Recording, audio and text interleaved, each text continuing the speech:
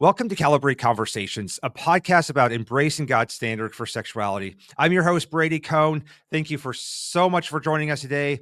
Joining me today is our special guest, Linda from Minnesota.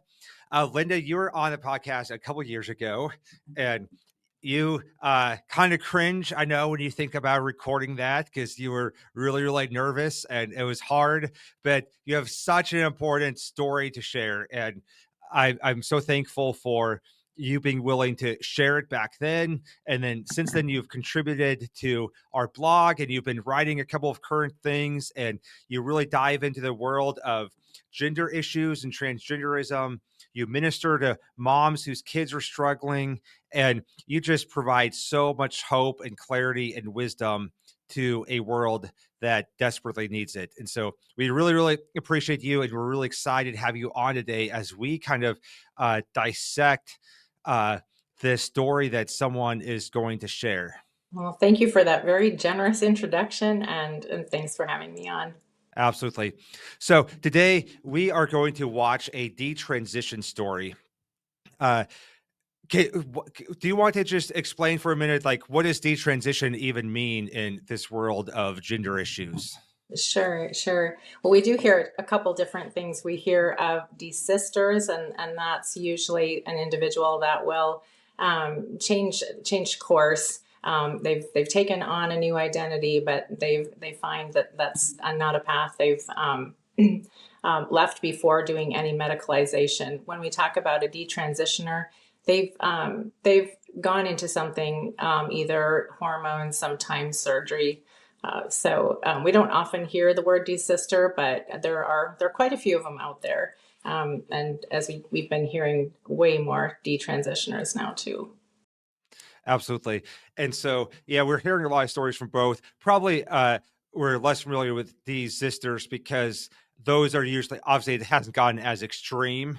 And so, they haven't had all the surgeries, medical treatments. And so, thankfully, then it's a little bit easier process of going back. I don't want to say easy. I don't think it's easy for any of them, but at least they haven't done things to their body yet, and so there isn't that barrier to going back to living how God created them to be.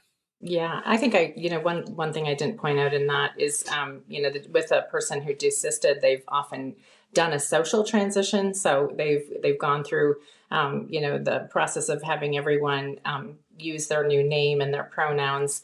And sometimes too, they are doing things like binding, which can also leave some consequences too. So there can be a lot to work through, even with desisters. Absolutely. But we see that God continues to really restore and redeem his people. And, I've said for a long time, I want the church to be ready for this moment, because when these transitioners come to the end of themselves and they realize that I've been sold a lie and this isn't actually helping me, we want to be ready to give them gospel hope. Absolutely. All right, so today we are watching this story of a detransitioner, Luke Healy. And so we're just going to play this entire interview. I really appreciate this podcast that interviewed him.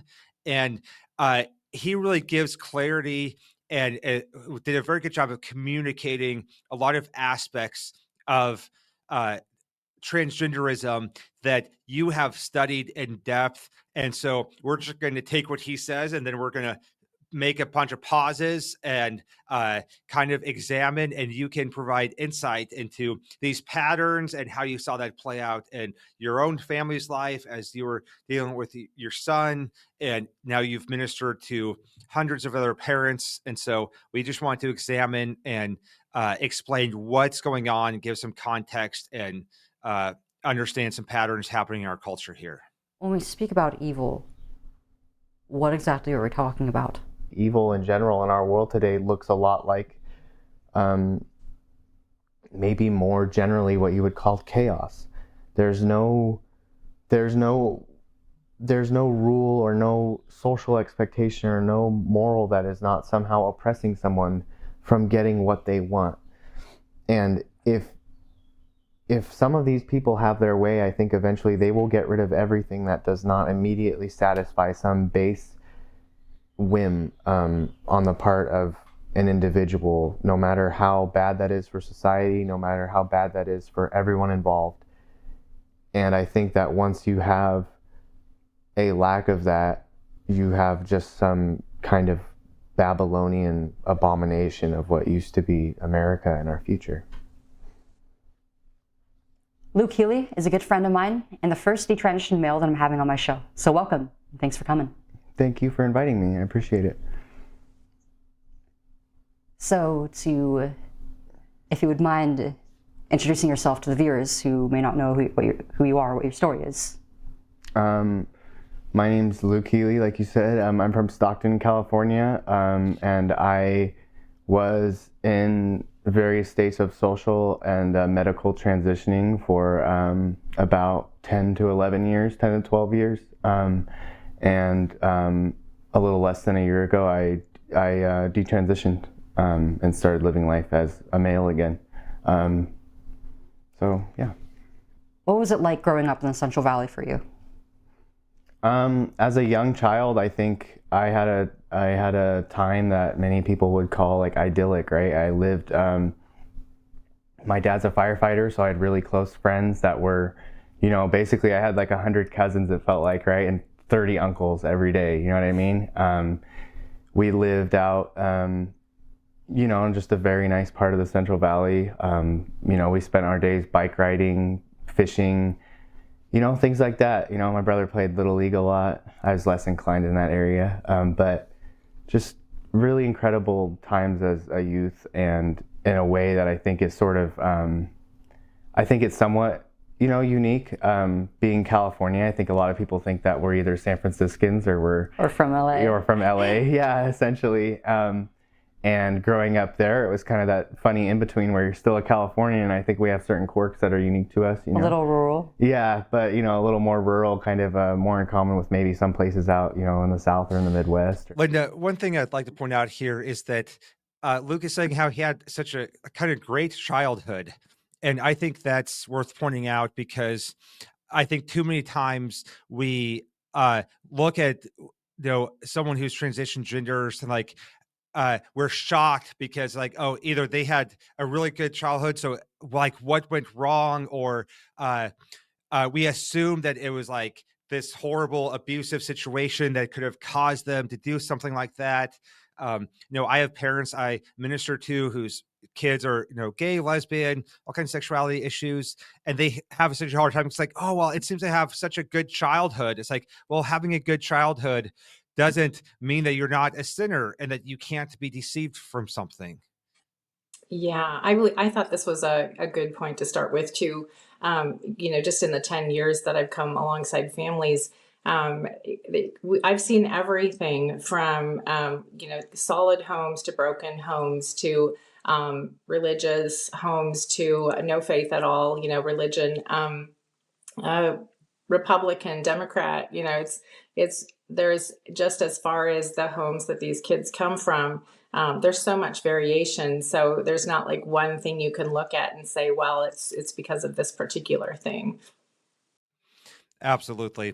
And that should help, you know, give parents some grace. When I'm ministering to parents, there's always a balance of, you're not responsible for your child's sin, especially your adult, you know, child and the life they're living. But there needs to be some humility. I was like, oh, maybe there were some unhealthy aspects of our family that, you know, God can reveal through this, and we can learn and grow. And God's grace is big enough for us as a family to learn through this and walk humbly and examine ourselves while not feeling or being in a place of just, you know, taking on the guilt of our child's sin. Absolutely. Or, you know, places kind of like Nevada maybe or something like that. But yeah, I mean, it was a really interesting, cool place to grow up as a kid. What was the relationship like with your mom and dad and your family? Before all this started, I had an amazing relationship with my mom and dad. My mom and dad split up when I was pretty young, but you know, they still got along pretty well. And, I had a unique relationship with my father and a unique relationship with my mother and a relationship with both of them. And my little brother and I did what brothers do and fought a little bit here and there before this stuff went on. But overall, and my older brother got along really well. So, I mean, I had a great relationship with my family before a lot of this started and had this kind of, I don't want to say a postcard life, but, pretty close to that, What started to lead to the descent towards this idea in your head that you were actually a girl rather than a young boy? What led up to that point? Yeah. So I, you and me have talked about this in other contexts before, but I think exposure to the internet was one of the first kind of things. I began to feel at kind of a young age, I began to feel somewhat withdrawn from my my male peers in particular and my family. We started to have some differences, right, in what our interests were as we were growing up. I still like doing things with my dad and brother that I think are, traditionally masculine, if you want to say that. I had a lot of really good role models in my life because of that. On the other hand, I think is sort of like the preceding factor to some of these things. I did develop kind of an insecurity that I,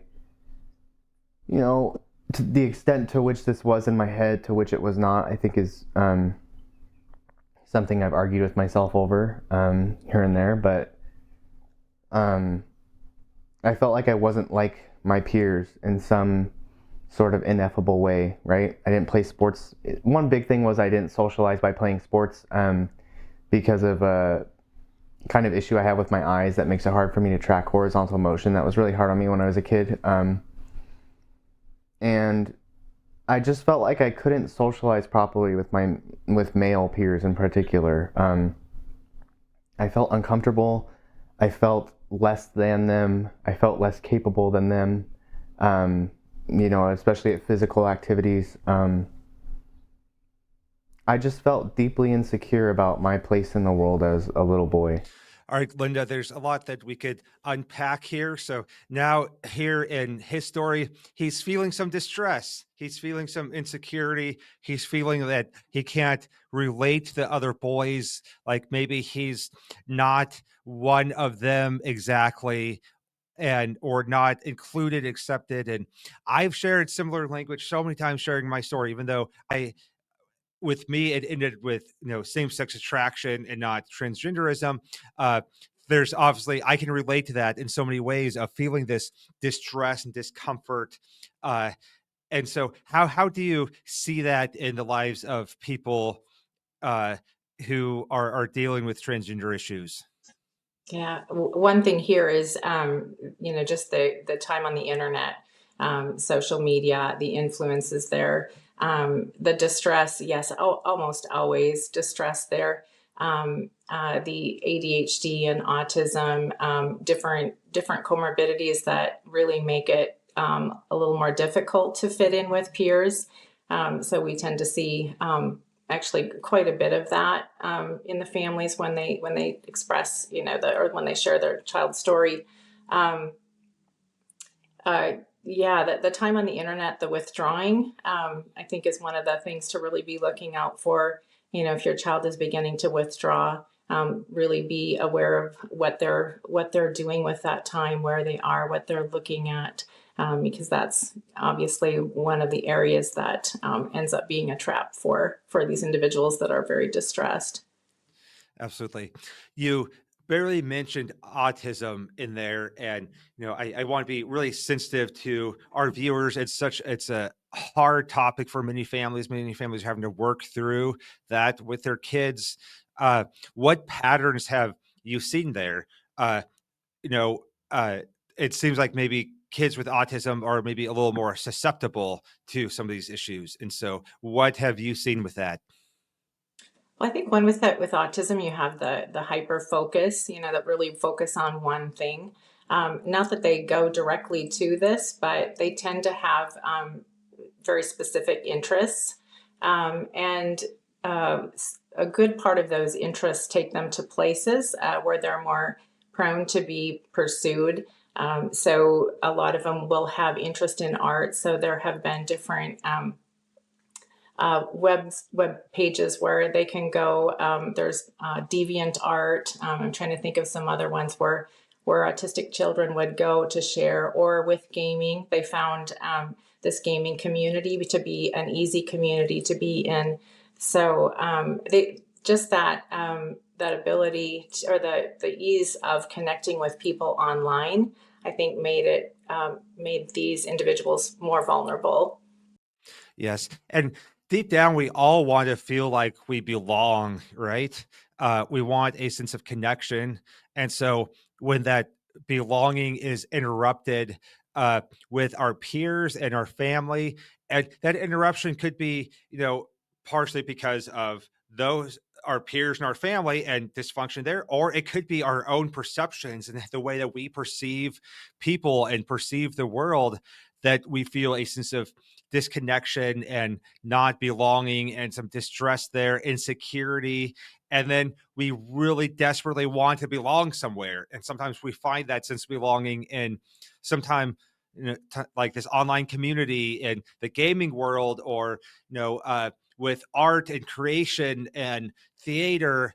And we crave for that sense of belonging. And some of those can be good things, and some of that sense of belonging can be real and good, but it's also prone for, obviously predators, or you become hyper focused on one thing and withdraw from other things. And so all good things can be misused. And so sometimes those ways of connecting with others are good things that can be overdone or misused or misplaced in our hearts, or sometimes they can be prone to be full of predators and bad influences, or just, people who are blind, who are leading the blind, then who are kind of desperate for some type of identity and community. And that was very troubling to me. But outside of that, living in the Central Valley was just an amazing way to grow up as a kid. And I wouldn't pick any other place to be a kid. What did you initially learn about transgenderism then?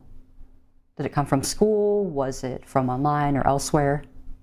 So initially learning about transgenderism came through my engagement with the website Tumblr, and then with a friendship with a young woman in school at the time who was talking about a lot of these ideas and flirting with a lot of these ideas, whether it was, outright transgenderism, or if it was homosexuality, or if it was the non-binary phenomenon of people not identifying as a man or a woman between that time. Having her as a friend definitely exposed me a lot to it, but also a lot of times on this website, kind of partaking in hobbies I really quite enjoyed. I would many times be in group chats and in conversation with adults who were propagating materials related to this and related to other mature themes, up to, outright pornography. Pornography. And you were seeing this at how old? I'd say 11, 10 years old, I began to see this on the internet.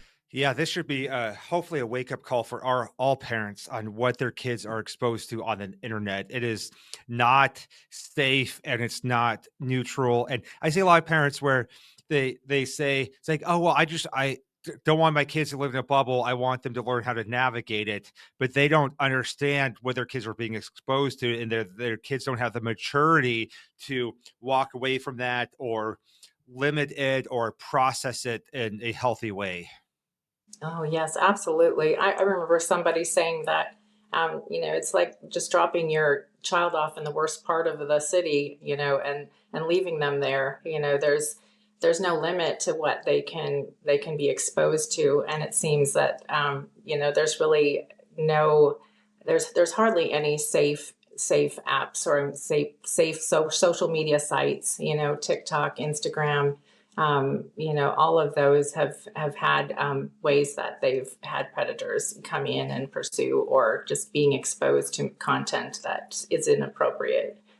Absolutely. And he mentioned Tumblr.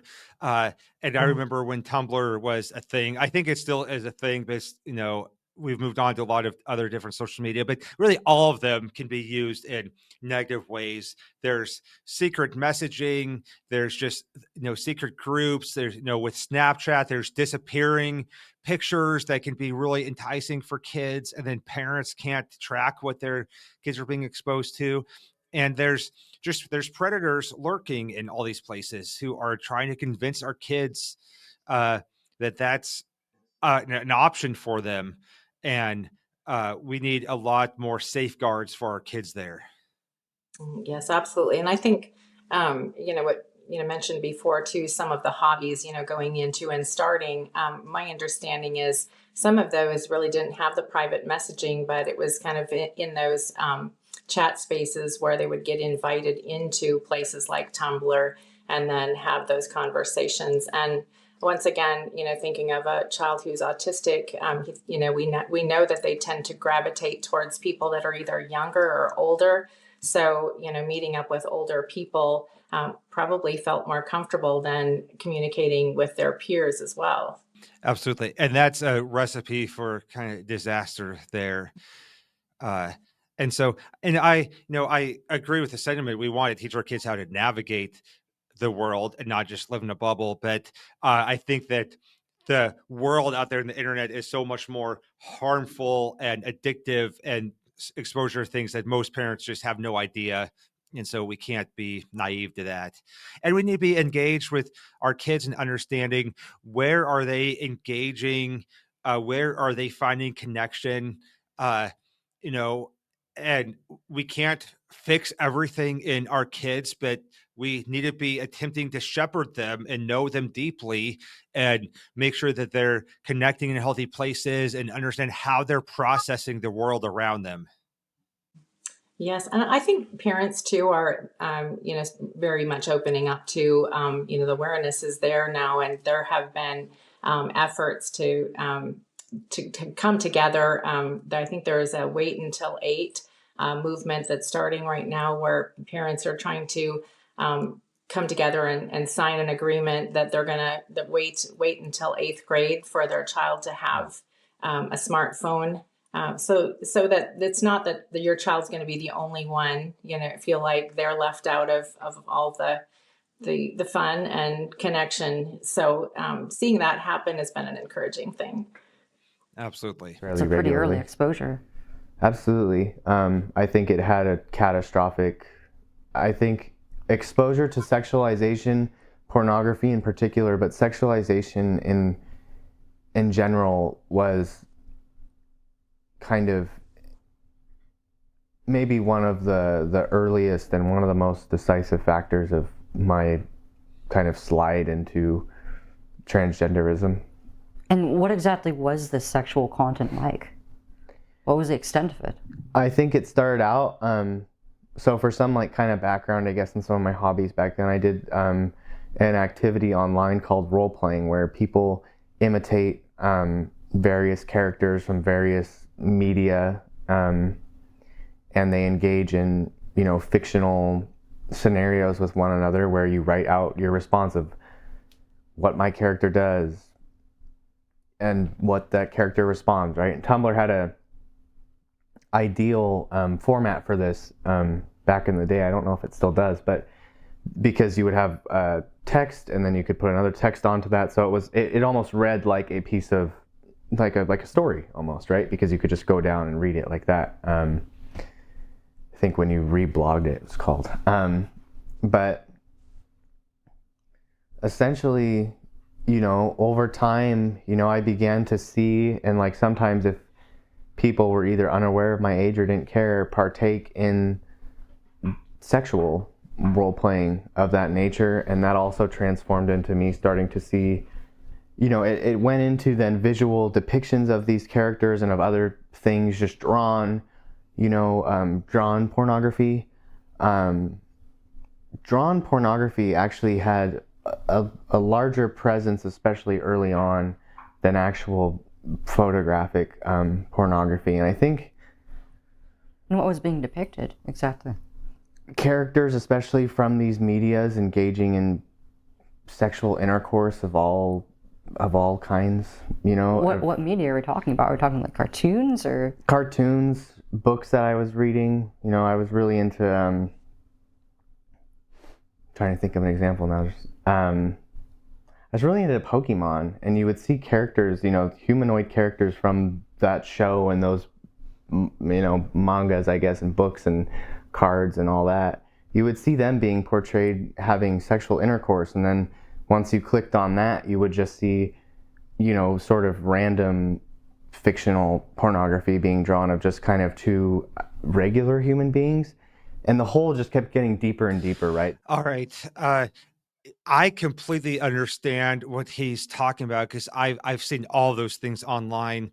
And so it's so tragic where you have kids who are interested in these cartoon characters and art, and this artistic expression for them, and they have this interest, and then that's what they find online, and like you said, it keeps taking them deeper and deeper into this just dark hole, to where things that were interesting to them are now being graphically sexualized.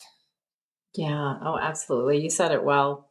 The pornography would become more twisted and twisted, and of course eventually you start seeing just photographic pornography. but the fact that it starts with children's media, and I assume like probably like even child characters, is pretty dark on its own. Absolutely. There was incest depicted, there was sex between characters who are, I think it's been so long, but I think the word for it is canonically 15, 14 years old. Sex between people and what are fictional animals would take place. And I think there's a really big urge in people to kind of like downplay these things and think, oh, that's kind of funny, right? Like we laugh at furry kind of stuff, right? But there's very little to laugh about when you think about what the kind of like the bright colors and the characters that are being brought in, and the Venn diagram circle of this pornographic art, if you want to call it that, with children's media is not really funny at all. No. Yeah. Yeah, and Linda, I don't want people to write that off as just being something that's like very fringe or something unique that he ran into. It's like these types of just internet realities are everywhere and widespread. It's like there's one social media site, and I'm not going to name it because I don't want to give people ideas, but it's like there are groups there like that promote incest, and we'll have like tens of thousands of people like sharing sexually graphic stories and fantasies about incest. There's the same with bestiality. There's comics there that depict what would be child pornography, like sexualized pictures of kids, but it's legal if it's art and not an actual picture. And so that is widespread, and it's not something on the fringes. It's something that tens of thousands, millions of people are exposed to and engaged in. And it does really hook your heart and keeps getting you deeper and deeper into that. Oh, absolutely. I had some time counseling teenagers as a lay counselor, just hearing stories and their exposures just was so troubling to think of, almost traumatized, by some of the things they would see, and the impact that had on them and their beliefs. So yeah, I don't think this is just a fringe thing, as you said. Talking to my daughter is Generation Z, and her peers too, and just having some conversations with them about the content that they've stumbled on, or that their peers talk about watching, and it's everywhere. To think that it is just that rare thing out there, is you're being naive.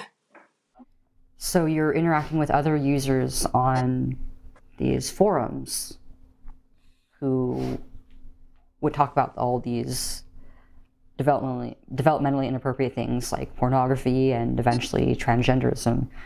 Were these people adults? Were they children? It varied, but I would say the average age that I would talk to was 25. I think maybe up Average. to Yeah, I would say average. I think it's skewed younger in some cases, but it's skewed up to maybe 32 in other cases. Just people who don't have any business talking to kids that aren't theirs, or their, maybe their little cousins or something like that. I mean, just me nowadays being, 24, which I don't consider all that old, but I have no real reason or desire to talk to even a 17-year-old on a social basis, outside of people that are my immediate family or my, my cousins or something like that. I mean, I just wouldn't have any purpose to do it. And so it's still mind-boggling looking back to me. It's still just like incomprehensible to me how you could go so far as to not only want to talk to a 17-year-old or an 11-year-old about, of any age under 18 or even 18 about, sex or about pornography or about sexuality or gender or any of these things, how you could think that was okay. I would be terrified to have a conversation even approaching these topics with someone under the age of 18. And how do you think learning about all those things affected you at such a young age? I think it became a desensitization to immorality that would last much of the rest of my life up until now. I mean, I think I saw things and experienced things and did things, in the real world that I would never have thought to without these exposures. It was almost like a gateway drug, so to speak. I think that's a way better analogy than one I could have thought of. I think that's exactly what it's like. It is a gateway drug into seeing it, to hearing it, to learning it, to doing it. And, some of it is relatively mild, right? Like you learn, strange cuss words that people say that you wouldn't have learned otherwise. I wouldn't have learned in my home otherwise. But when you start talking about exposure to graphic, vile sexual activity, you're talking about a downward slope into full harmful, and I would go so far as to say degenerate behavior. Linda, one of the talking points of the LGBTQ community kind of agenda is that as kids discover these things, it's just awakening who they actually are. It's this self-discovery. They're discovering what's true about them. And I think that Luke's story and my own story and so many actually show that that's absolutely not true. It's actually making you into that. It is distorting your heart and making you desire and feel things that you wouldn't have otherwise. So this isn't discovering who you are. It's actually deceiving you into becoming and thinking you're someone that you're not supposed to be.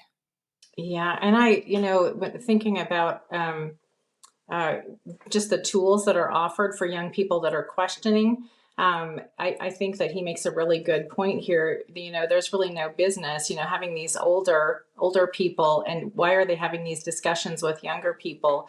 And something in just digging around that was really concerning to me. We have a representative here, Lee Finke in Minnesota, who published a book, and it's Queerfully and Wonderfully Made, a guide for LGBTQ Christian teens. And in there, the resources, one of them is for a website called Empty Closets. And on that, just right on the front, it says, everyone wonders who they are, but not everyone is brave enough to seek the answer.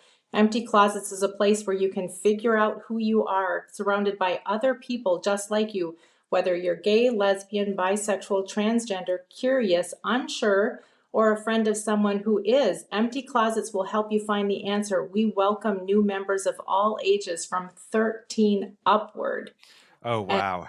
I went on here just to see, look at what's happening on the website. And one of the first things that came up in there was someone asking for the visitors to describe their first sexual experience. Oh, wow. So, and I've heard things too about Trevor Project as well going on there. So there's no vetting as to who your kids are going to be talking to on those sites, because they open it up to anybody to come in. And so the chances of them being sexualized on those sites is very high. Yes. I've heard of numerous programs where it's like this LGBTQ mentorship where, kids sign up and it assigns you an adult LGBTQ person to mentor you with zero vetting. And no matter what, that's inappropriate. It's like they're mentoring them to be LGBTQ. And it's obviously, uh, even if giving a few the benefit of the doubt, that they truly want to help a child not live in shame or something, no matter what, it's inappropriate at best, and at worst, it's absolutely full of predators. And I have no doubt that it's actually full of predators who are sexualizing the kids, having sexual conversations with the kids. Just the fact that this website would ask kids about their first sexual experience, and this is was started by one of your state politicians, and that's how insane that world has gotten, uh, and how they are actually forcing sexuality on the kids. And they try to use this narrative of they're helping kids be themselves. It's like, no, you are creating them, you are leading them in this direction. Well, yes, the wording here, just curious, check it out even if you're just curious. Yeah, and we have the answer. It's like, well, every kid is looking for answers to something, and so they're enticing kids into that space. How did that segue into transgenderism? Segueing into transgenderism, I think, coupled with the repeated exposure to it, with having these complications in my own life that I could not on my own bring resolution to, these solutions that were literally being pushed at me by adults of the explanation to all my problems. Well, why do you feel awkward around your family, and why do you feel awkward as a little boy, or why are you having these problems, right? You can't explain them. Well, transgenderism seems to line up, right? You must be a woman, right? You don't like playing sports that much with your brother, or as much as your brother, or with, you don't like socializing with boys as much. You must be a woman, right? Look at like this idea of look at men, they're so boring and so stupid and so brutal and so awful towards women. How could you be that, right? I mean, that was just repeated ideas. And then, all right, there's a couple things that we could unpack there. One is that we need to be careful with just gender stereotypes and putting gender into a box to where boys feel excluded from manhood if they're not big into sports and cars and so forth. And I know so many men who went down the road of same-sex attraction where there's this gap between them and other men where they felt like they don't belong because they didn't fit the stereotypical box. And then same with girls. Like, it used to be, it was okay for a girl to be a tomboy where she was kind of rough and into sports and not like super feminine, and that was completely fine and good, and they grew up to be healthy, strong women. And now all these kids are put in a box like, oh, if you're a girl who likes this, then you must actually be a boy and you're actually trans. Or if you're a boy who doesn't like sports and cars, then you might actually be a girl. And so I have to be careful about those gender stereotypes. But then something else he said here that I thought is so relevant to our culture right now is like, it is looked down upon to be a man because men are abusive and oppressive.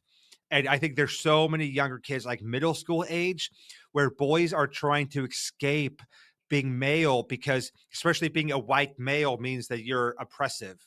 And they want to try to escape that. Female friend of mine, if I remember correctly, came out as non-binary initially, and then later on would come out as a transgender man. And that was sort of my that was my broader exposure to this idea, and sort of very intimately close to me.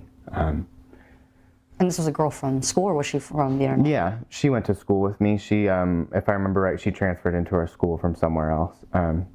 So, yeah, she was sort of like I don't really know if you call things at that age a romantic interest, but I mean, she was a girl that I liked, But we kind of like bounced between that and just, being friends and, just kids basically. But definitely we were both starting to talk about things that were outside of my normal scope of life for sure, or anything I had really experienced before, When did it get to the point that you started to personally connect it to yourself and question it? I think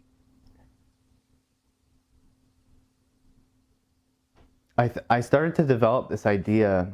I don't want to say I developed the idea. I think I absorbed the idea that there is this caricature of maleness and of boys and men that is like brutish and oppressive and stale and boring and all these things, these negative archetypes, right, that I couldn't possibly like be, right, myself, right? That was my thought. And it's kind of funny, I'm talking about, where I'm from. I started kind of feeling the same way about my hometown at the same time, right?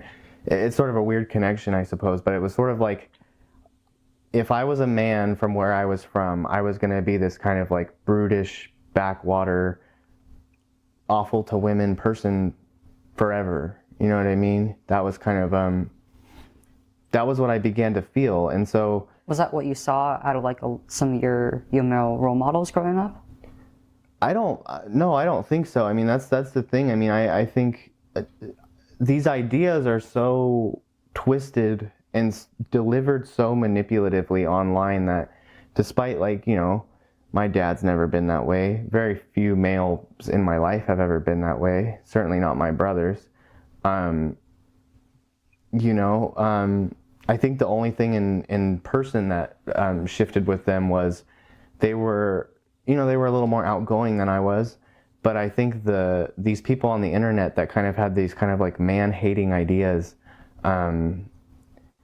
they twisted that kind of like basic uncomfortable feeling within me into a hatred for myself and a hatred for men in general. I think that's a powerful statement there. And I think it's a reminder that, we can develop lenses in which we see things and we actually start to see them less clearly. And, one of the statements I hate in our culture is that, perception is reality. It's like, no, like what you're perceiving is not necessarily reality. Like our perception lies to us and it leads us astray. And so he started to see, his environment and his people and his town and manhood through this certain lens that men are evil, and kind of reading way more into it than was there when he looked at how his dad and his brothers and other men behaved. And so our perception is not always reality. It might be our reality, but that doesn't mean that it's the truth. And I think that we see that with a lot of our kids who are struggling on all of a sudden they're looking at their childhoods and their families from a completely different light through this lens of a narrative that's being fed to them. How have you seen that in the lives of a lot of the families you minister to? Oh, it's universal, really. I like that he made the correction, and he said absorbed, because I think that's a really big part of it. You start to realize that it's an entire belief system. It's not just about this gender dysphoria that they're saying. It's all encompassing of this belief system, that of oppression. And so, especially Christian families that, if there's any authority, well, that's oppressive. And, he talked about his upbringing. So there's so many areas there where parents would say they seemed very content and happy in. And now it's like they're rewriting and speaking of how this upbringing was so oppressive. Yes. I've seen that in the lives of a lot of families, to where all of a sudden their adult transgender child or their kid with same-sex attraction, just living the lifestyle, it's just believing this narrative that your family is hateful and oppressive. And it's so hard where it's like, you don't actually know what's always going on behind closed doors. And sometimes there are really unhealthy family dynamics that parents are denying, and parents need their own discipleship to help them sort things out and see things clearly and realize that maybe there was some really unhealthy family dynamics, sometimes maybe abusive, but that's a strong word. That's not always the case, but sometimes just unhealthy. But many times their child is seeing something through a completely different lens that is being fed to them, that you're assuming that your family hates you, that your family is oppressive, and you start believing that because it's these people that have gained so much influence over you that you believe this narrative, and you start finding your identity in this narrative, and you just run with it. And in our parents group, we kind of joke about it a lot of times, but it's this serious thing where for some of their transgender kids, like all logic has gone out the window, and their kids will say things like, that makes no sense, and it's not grounded in reality, and that's not what you actually experienced as a child. And as a parent, I know you didn't experience that, and yet you've been convinced that you did. And where is this coming from? And it just is as if history is being rewritten in this child's life. No, absolutely. We see, we've talked about the script as new parents would come in our support group, and the parents would just give a short overview telling of their story, and just seeing the newcomers and kind of the look on their face because they're hearing their story, thinking how can it be that your child is saying they experience the same thing as mine, and that, none of them have had those experiences. So it's been that part has been so common. Yet I like what you said too. You do need to really take into consideration everyone's story, because there are times where some of these kids are coming from very abusive homes. We've had some in our house who are living, would be living with their grandparents, but the story of their childhood, their experiences in their home with their parents have been very difficult. So we really want to be listening to the child and to the young adult or whoever, hearing their story and their background, knowing that there definitely can be truth in there. Yes. And that's a hard thing we navigate. And I think we should have a spiritual perspective of our heart is deceitful, and every heart can twist things and believe things that aren't true and have different perceptions. And so we listen to people's stories and we show empathy while not assuming that everything they're saying is true.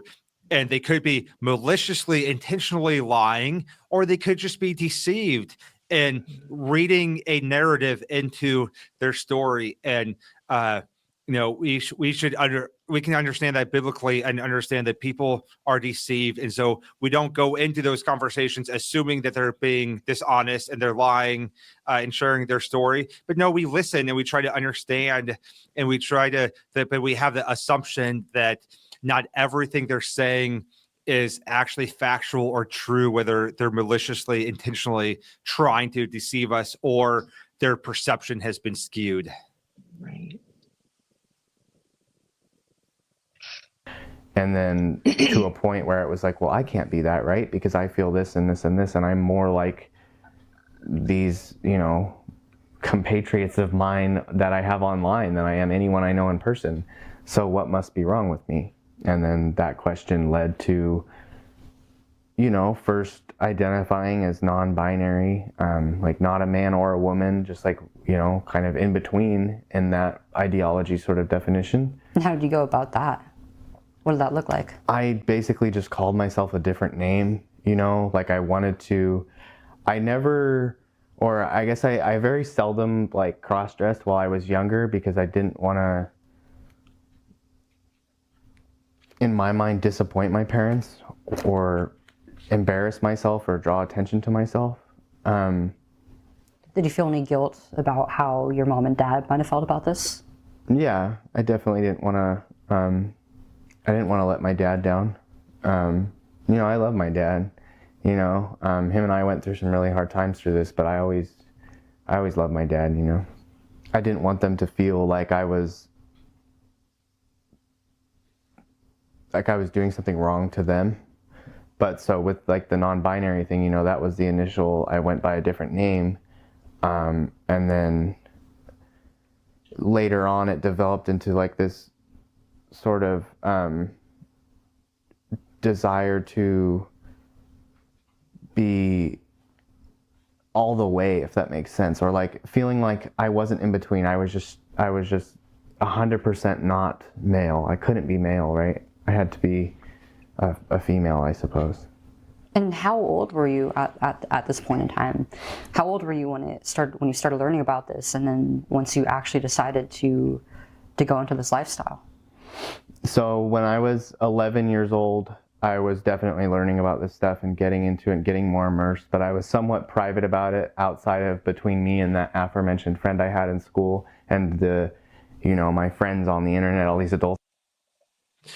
Linda, I think it's worth pointing out that I see this being really typical where it's this gradual process of, he says he started out as non-binary and kind of going by a different name, but before it became full-fledged transgenderism. And I think that's typical, is like someone is kind of testing the waters and they think like, oh, I can dabble in this a little bit and it's giving me a little bit of relief. It feels like, but then they feel like they have to go all the way. And it's kind of starts out this in between, gradual, minor, and then just ends up completely captivating them. Yeah, that's been what I've been hearing too. It's more of a progression, this idea of being trapped in the wrong body and always feeling this way. Most of the time when you hear more so from the detransitioners, I think, we're hearing these stories when they tell about the process, how this happened. You hear that there has been that progression, starting out with bi, or just these different areas that they're experimenting with. And once again, just the telling of looking for solutions for distress. Mm-hmm. It's on the internet coaching me, sort of. But I came out to my parents when I was around 13 years old. I think very freshly 13 years old. I kind of told my parents, I told my parents that I was a different sexuality and a different gender than I was assigned, or I was female and not male. How did that play out? What did you tell them? I was so nervous and like overwhelmed with, I think, confusion, really. I think there's always a part of me like kind of yammering at this slowly kind of like growing cloud over me, like saying like this isn't right, but I went there with like a post note or a piece of paper or something that like wrote down exactly what I wanted to say. And I said, the words sound so strange now, but I'm a pansexual transgender female, and I want you to call me this, and so on and so forth, right? And they reacted, I think, with some panic and some like real bewilderment of how far into this I had gone. I mean, they knew I was maturing, I think, a little too fast. Maybe not maturing, but I was getting into a maturity level too fast, and they or false maturity, I would say, and they were noticing that, but I don't think they had even estimated how far gone I had fallen into this whole world. Linda, this is a terrifying moment for parents, and I've seen parents who respond in these moments in very unhelpful ways that I'll probably say are sinful. However, there's so many parents where it's like it's just mind blowing and devastating, and I want to give so much grace and the fact that it's so unknown and just shocking that no parent is prepared for a moment where their 13-year-old says that I'm actually a woman or a girl and I need to go by this name and I'm pansexual. It's like that isn't in the playbook of or the manual that our newborn babies come home from the hospital with on what's going to happen at some point. Right. Yeah. The reactions vary quite a bit. I think he still has yet to share his mom's response, and I could relate to that. I too, kind of being a medical person, and we already had dealt with so many different health issues with our son, and we knew there was distress there too. So for me, there was almost a little bit of relief, at least that he was expressing what he was going through, since he had made efforts before. So I too just, wanted to really try to understand what was going on, and really happy that he was communicating with me. Yes. So what was their reaction? How do they react after this? My dad seemed angry at the time, but I think he was distraught. There were a lot of like questions he posed to me about, we did all these things together when you were a kid, so do these things not matter anymore? And that was heartbreaking. My mom was just bewildered, she was trying to understand, to be compassionate, to be, in her mind, open-minded and kind, but just really confused, I mean, again, I think the overwhelming feelings that they were experiencing were just shock and maybe despair at how much exposure I was getting to these kind of ideas. How did that affect your relationship with them over time?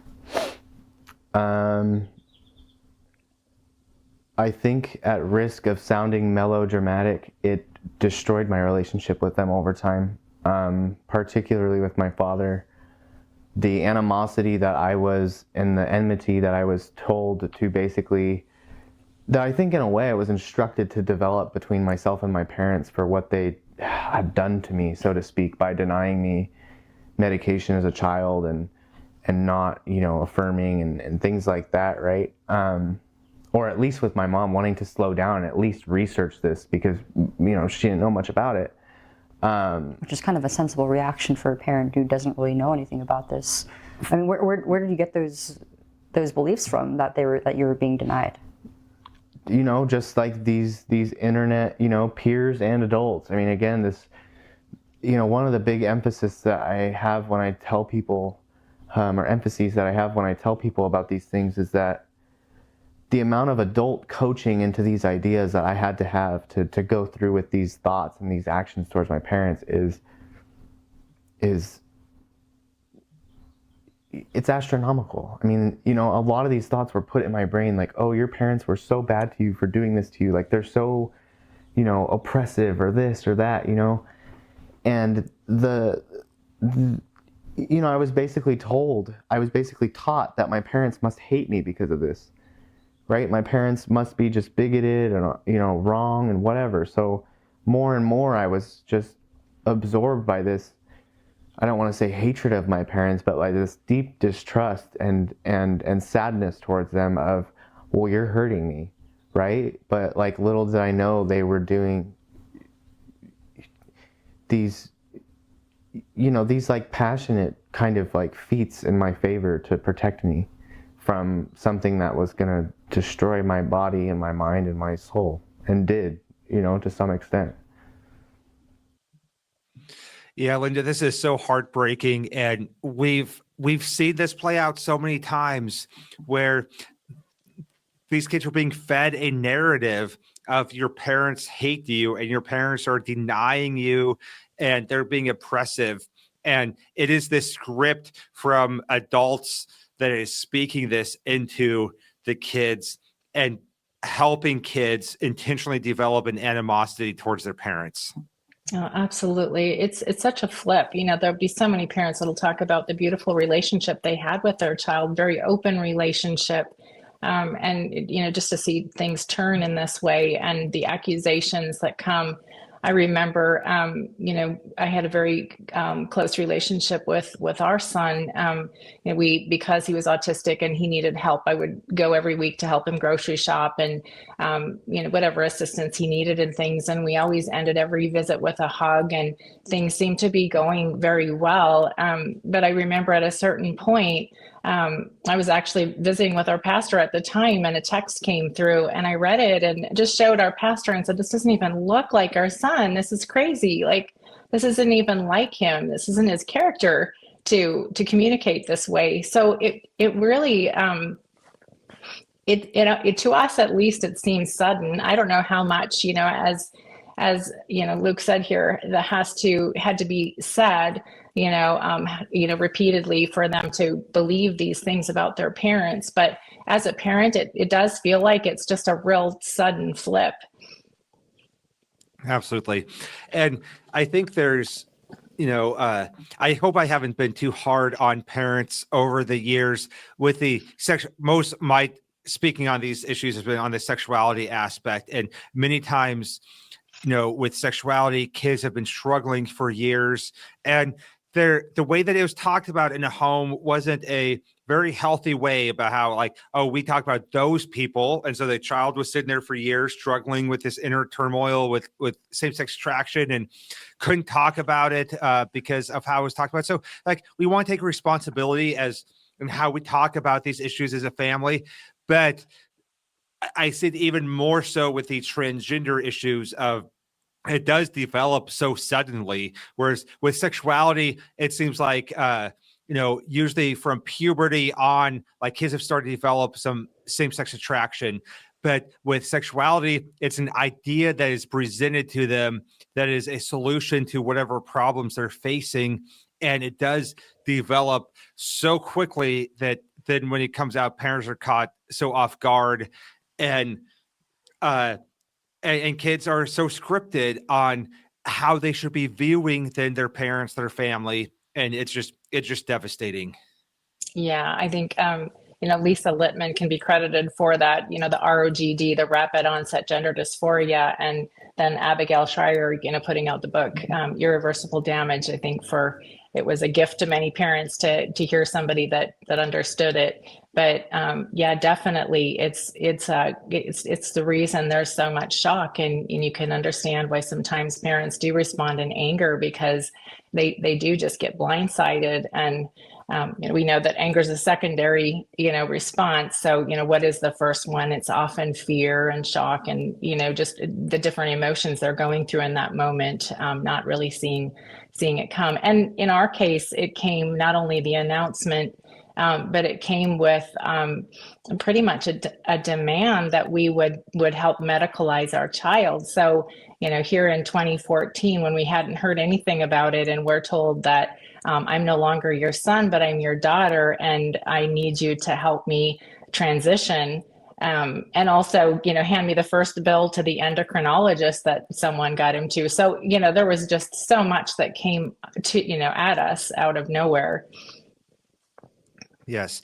And I think that there's not ever going to be a perfect response from a parent, because no response is going to undo the deception, right? And so there's so much brokenness and deception already in these situations that no response is going to undo that. So we want, obviously, parents to have a spirit-filled, not to freak out, not to respond in anger, but there should be a deep amount of, obviously, concern, questioning, trying to understand what's going on. But then that is perceived and it's accused of you're denying what they need, and you're supposed to instantly go along with this. And there's even a bill in Colorado now they're trying to pass that if you quote dead name your child, which is going by their birth name, your child will be removed from your home, and it's considered child abuse.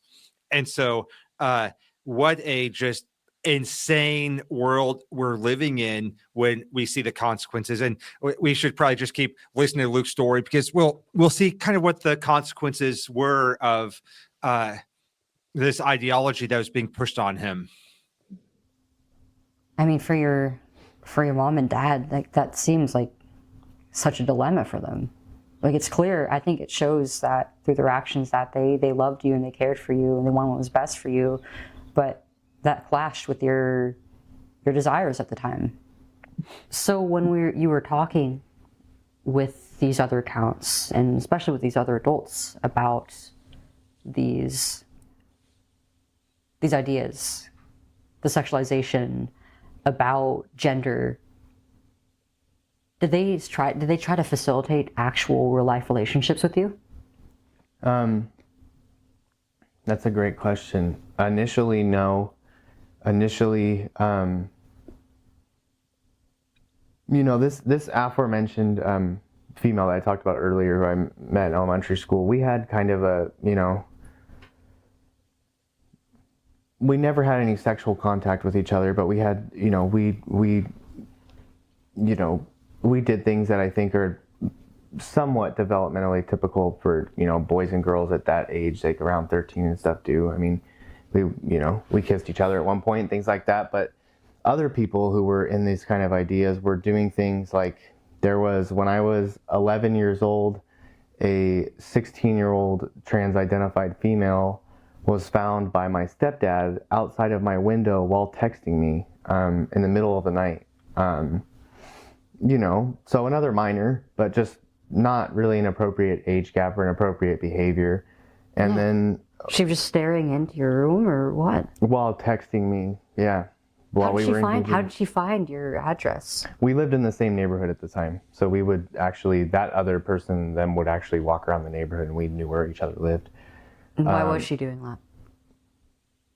I think she may have had a sexual obsession with me for this reason or the other. And again, in this kind of world that you get into,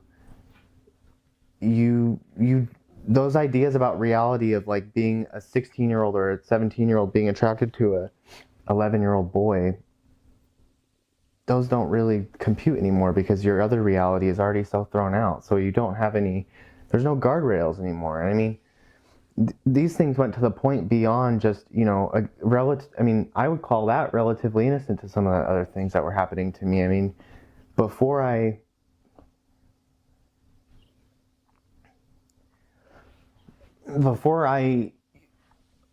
could account for what was happening to me, I was meeting up with men from Craigslist at the time to engage in sexual activities. How old were you? Around then I was 14, 15, and 16.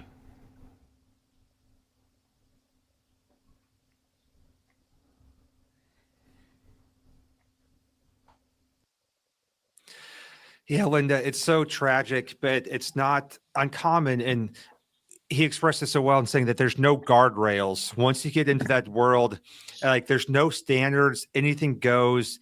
Age doesn't matter. And it was Craigslist where I started, hooking up with guys when I was, again, that age, 14 years old, and some of them much older. And at that time, I didn't have the category in my mind that like this is abuse. But my heart was deceived and my heart was craving this connection. And so this isn't abnormal or uncommon. It should be abnormal and uncommon, but it doesn't matter what the social media site is or where like you find a place to find some depravity. And when your heart is deceived in this way, you crave that connection with people and you crave affirmation. And there's adult predators everywhere on all these sites. Oh, absolutely. And I think that, just that the hookup culture, I'm just, talking to, once again, my daughter's peers, what was normal in their peer groups, really just sometimes even making challenges about, how many people you hook up within a given time. And, I doubt there were really any guardrails there either. They were just after a goal. So, it's the mindset, regarding, just going back to, yes, those guardrails, are gone. And just to see what comes out of that is just really, really heartbreaking and discouraging. Absolutely. How did you get to that point? There was a constant necessity fomented by this ideology, I think, in me for pushing the envelope in a way that also, and I don't enjoy this word, but I guess validated me in terms of like what I was and like how I was going to be some woman that a man was attracted to. And again, just like never enough risk, never enough thrill-seeking behavior, never enough, trying to distance myself into the most, extreme thing. So if that meant engaging in sexual relations at that age with a man who was 50 years old, then that's what I did. And no moral teaching or no amount of a true, I think, deeper lack of desire and fear out of doing these things and knowing that I was being groomed would keep me away from it, because I was too enthralled by this whole spirit of evil, I think.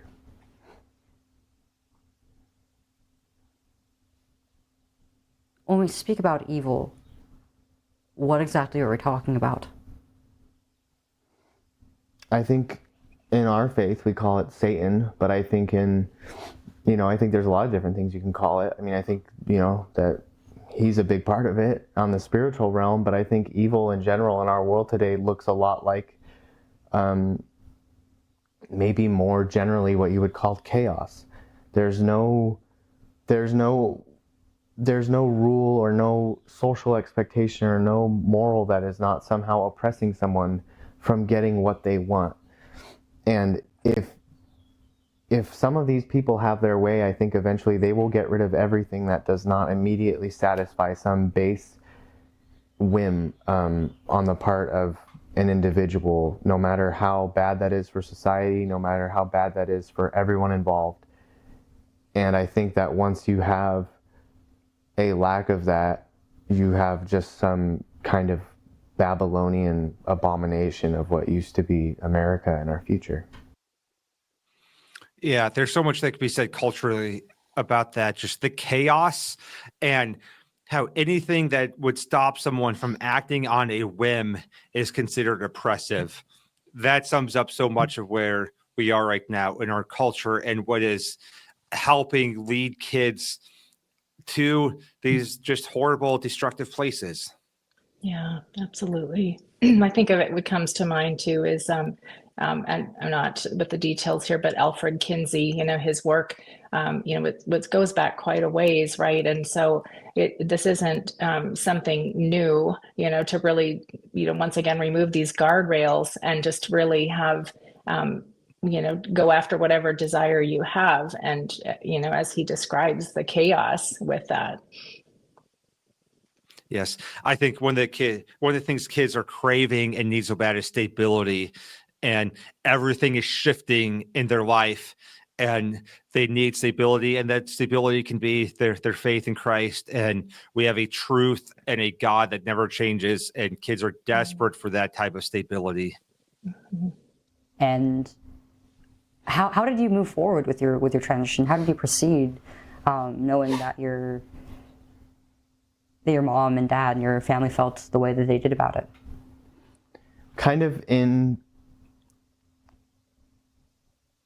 So I kind of proceeded in like fear and trepidation sort of my peers around my, my age group, so to speak. I would definitely, like at school and things like that, I would, slowly kind of like have them start calling me by the name I wanted them to. These kind of like social transition steps that mainly extended to like my peers, and also on the internet, right? I went by this name. I used, female ways to address me, and wanted people to do the same, and kind of fantasized about this very strange world of being an adult and being able to do all these things that I wanted. I wanted to say here that like my parents around these times, so my mom is a nurse, my dad's a firefighter, paramedic, and they both have some proximity to the medical field in some way. They're not doctors, but my mom in particular has a very deep love for medicine and understanding it and the science behind it, and cares about honesty and truth behind it, right? So while these things were happening, my mom wasn't just out here saying, well, no, I'm not doing any of this, right? She just wanted the studies of what was going to be the truth, right? Of what is going to be the most beneficial for my child. And if it is transition, then so be it, to some extent. You know what I mean? If there's studies and evidence and whatever, right? But when she went to these doctors and to these therapists and to all these people that we're supposed to trust, just, whether you're a Democrat or a Republican or a Libertarian or this or that, you're supposed to be able to walk into the doctor's office and know that they're going to neutrally kind of tell you the truth.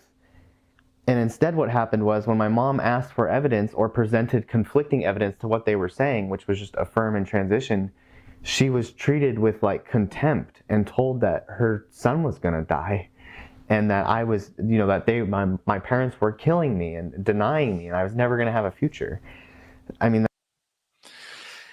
this makes me angry, Linda, and I know it does you too. And you have to navigate this with parents on how the medical community has been so swayed and is so manipulative that if you don't go along with this, your child's going to die. And that is absolutely abhorrent, and it's anti-science, and it's actually anti the truth. Right, absolutely. Well, and the point he makes here too about his parents being in proximity to the medical community, that would be Tom and Tom worked, he's worked 35 years now in healthcare. So we've always had connections with medical people. And one thing that I found here is there's definitely not a consensus. So, when he's speaking of the medical people, it would be the experts in this area of gender medicine. And when you're in contact with them, it's a way different approach than a large part of medicine. I think that what the problem we have is it's very difficult for people in the medical community to speak up. I do know of people in the medical community here that have taken that step to do so, and there are, they can't do it without consequences. Some are facing some pretty serious consequences right now for just questioning. So there's a lot of fear in the medical community too, but I think it needs to be understood that there's not a consensus. I remember early on, just even hearing about kind of the strangeness of the people in these departments. So, especially here in our community, it's very specialized. So, some of the medical people might not even be in contact with these the issues that patients are coming in with.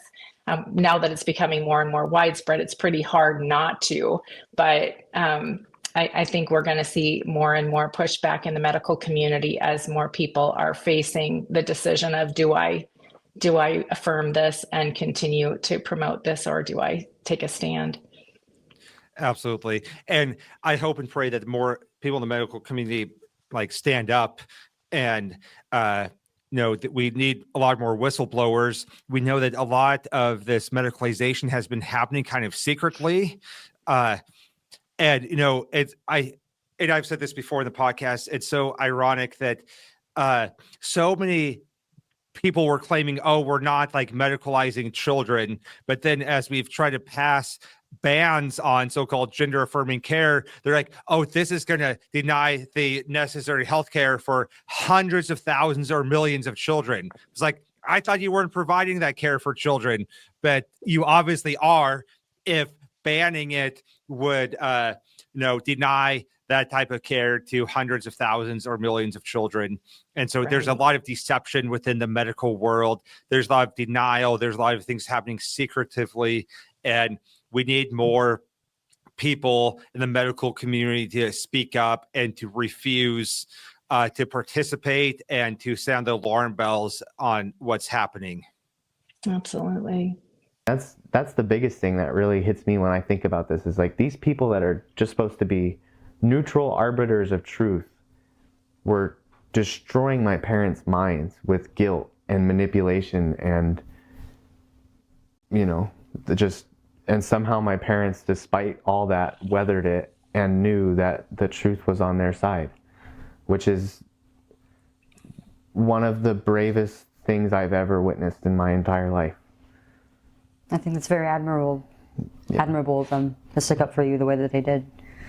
So you mentioned that your mom went to the doctor's appointments with you. When did those start?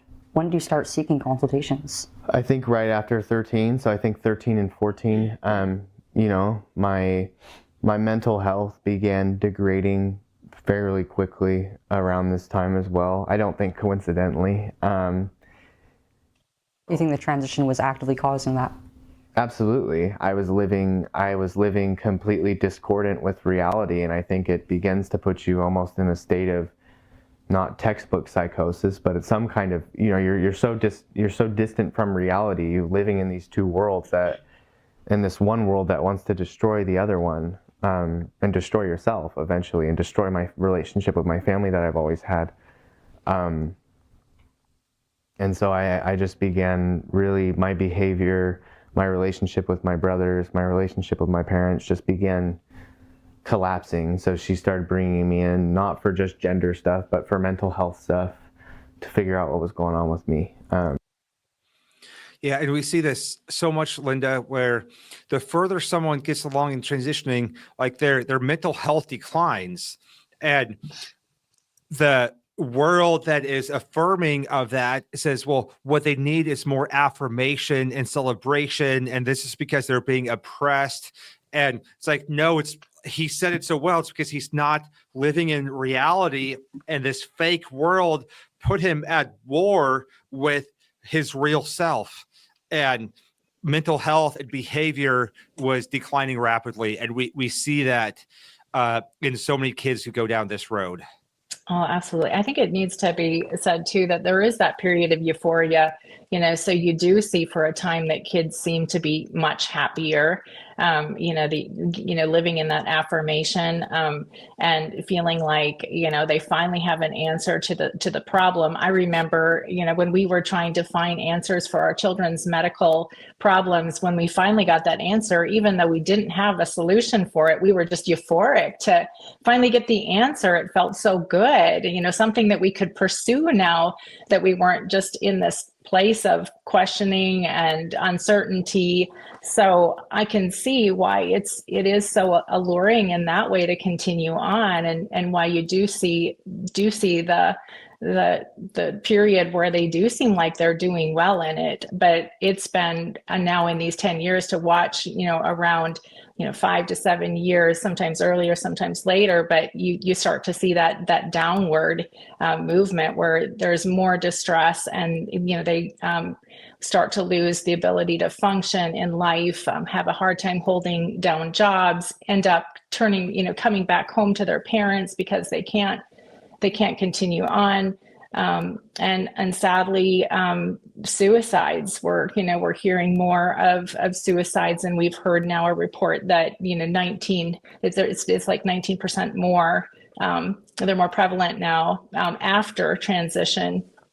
So to me, just knowing that we've had this massive surge during the lockdown, my heart really does go out for all of these young people now that are kind of getting into that period of time where they're gonna start coming to facing reality, really, that this isn't the answer for their distress.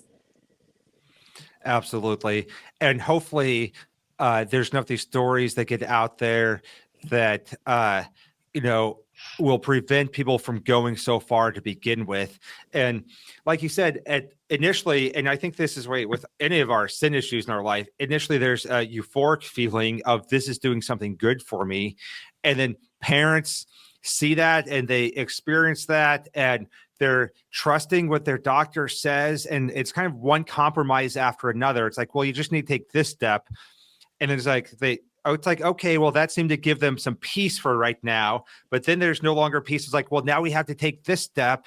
And it's this progression that leads them into a deeper and darker hole. And the parents think that they're doing the right thing because that's what the medical professionals and the psychiatrists are saying needs to be done, and they're being manipulated into it and told if you don't go along with this, then you're going to cause your child's death. Oh, absolutely. I had a mom reach out to me a couple years ago. She had been totally affirming. They did medicalize their autistic son, and really felt, that they were getting good care for her son. When we met, she said, if I had met you earlier, I would have been angry with you at the things that you're saying, but now I see it. And it's so tragic. Her son is not doing well now. So my heart does go out for the parents too that are affirming, and I've met with plenty of them as well. They have watched a child really suffer, and to have that moment of relief, for a parent too. We don't want to watch our children suffer, so I can understand for them too why they would think that, oh, maybe this is the answer. Absolutely. And just like with anything, there's a spectrum of people, and there are people in our culture right now. There are parents where the parents are pushing this on their kids, and it's kind of a trendy, cool thing. And so, to me, that is absolutely abusive, and the parents will be held accountable by God someday. But we have to have just compassion, and that's why we have to understand that every situation is different. Whereas there are parents, even though they're misguided, generally think that they're doing the right thing and they're following the advice of so-called medical professionals, and they're seeing that, like, temporarily, oh, this seems to be helping, and so they keep going down that road of helping their child transition and providing the medical care. And it feels like for so many parents, it's a no-win situation, and it feels like there's no outcome that is good. And if they don't go along with it, then they're accused of, contributing to their child's possible death. They're accused of being abusive. And it seems like there's no winning in this. And ultimately, we know that the Lord can win, that the Lord can redeem.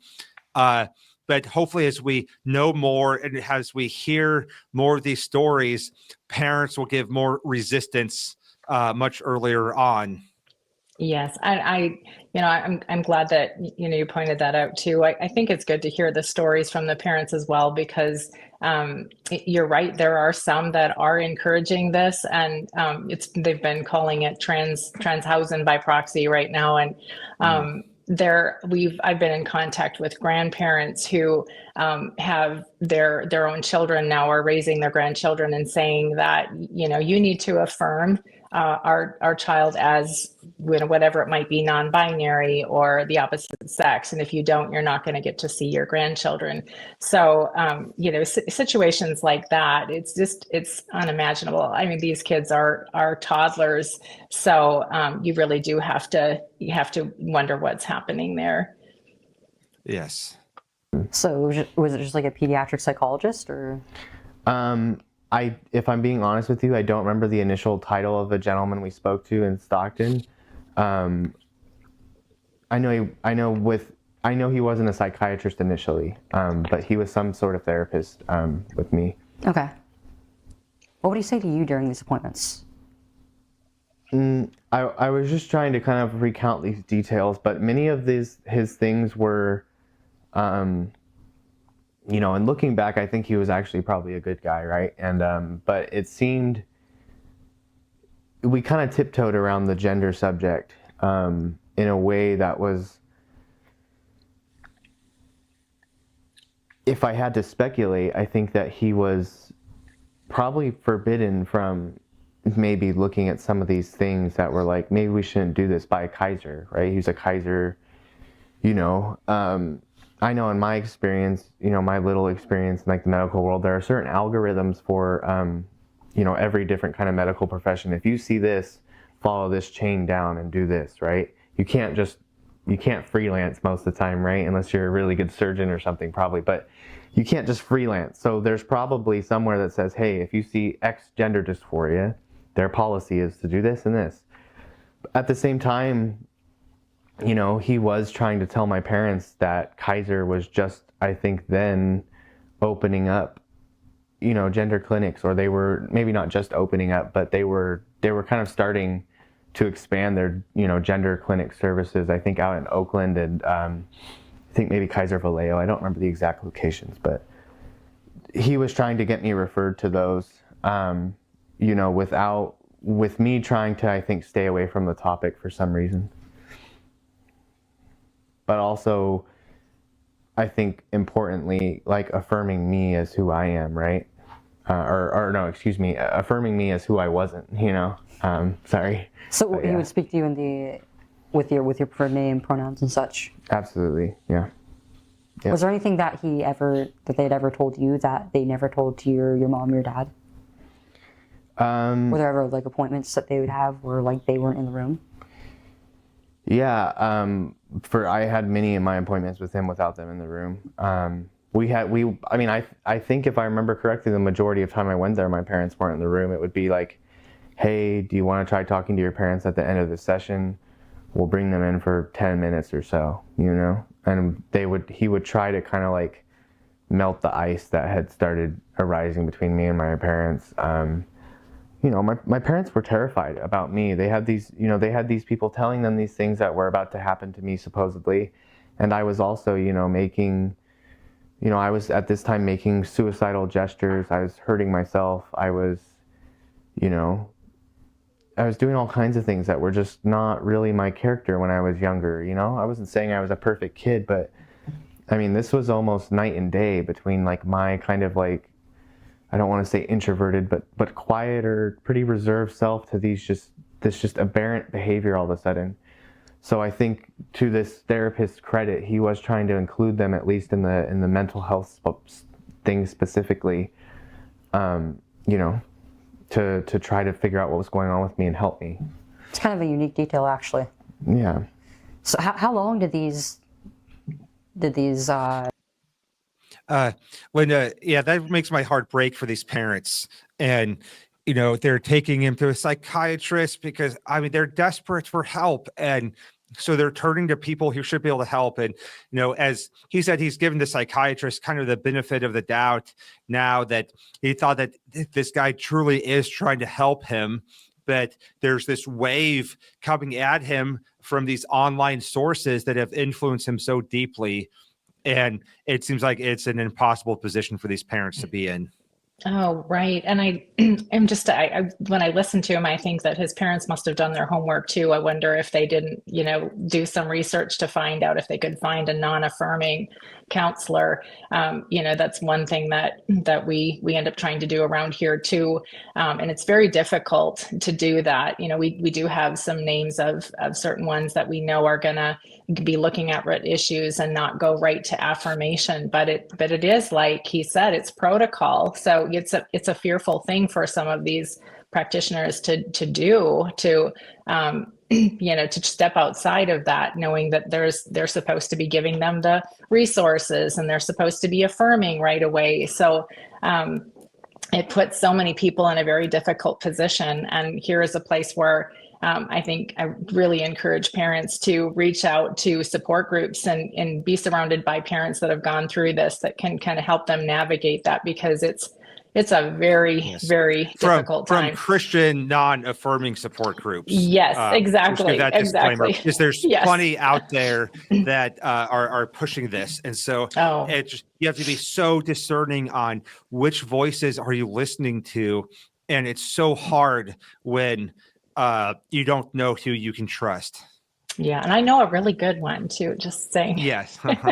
Yeah, we have our parent support group with Calibrate, and then you lead one locally there in Minnesota that I know impacts many great parents. So find some resources, take some steps to connect with other godly, Christ-centered parents who are walking through this.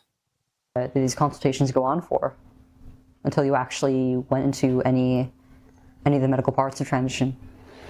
So I think I talked with this gentleman for about a year specifically. Things with my like kind of outward mental health signs, I don't want to say they improved, but they were at a less emergent spot, I think, in my parents' eyes. And as things went on, my parents kind of tried to keep me away from thinking about going back to a doctor and trying to like push me away from it. But later on in high school, I went to another, series of kind of like doctor's appointments that were about another mental health issue I was suffering from. And eventually, in an unrelated way, they gave me stimulants. They gave me Adderall. But they started kind of pressuring my parents there too. But in terms of actual gender interventions, my parents were were pretty staunch about keeping me away from these clinics, because I think they knew exactly what was going on in these clinics, and they saw them as slaughterhouses, I think, to be, again, not to be melodramatic, but I think that's just exactly how my parents saw them, that once they let me get in those doors, there would be some pretty big issues. Slaughterhouses, that's a pretty pointed way of describing these gender clinics, and I absolutely agree. Yeah, it's difficult. What comes to mind is, being on the phone with a mom when she was in the parking lot. Her young daughter had come of age and was able to have the double mastectomy, and just crying and praying with her, and, having not being able to do anything. It's hard to just imagine, that there are people in the medical community that are willing to do this. It just really blows my mind. So after high school, especially as you went into your early adulthood, how did things change? So after high school, I had several pretty big mental health crises in high school. I began developing a pretty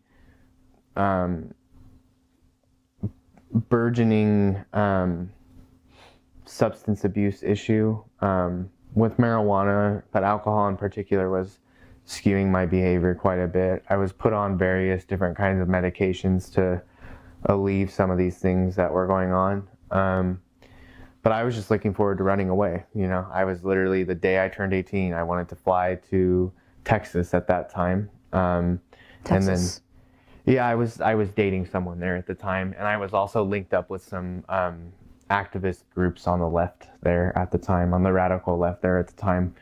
And at that time, my plan was to okay, I'm gonna go on, estrogen in my case, and I'm gonna start pursuing these interventions, right? All throughout high school, I definitely,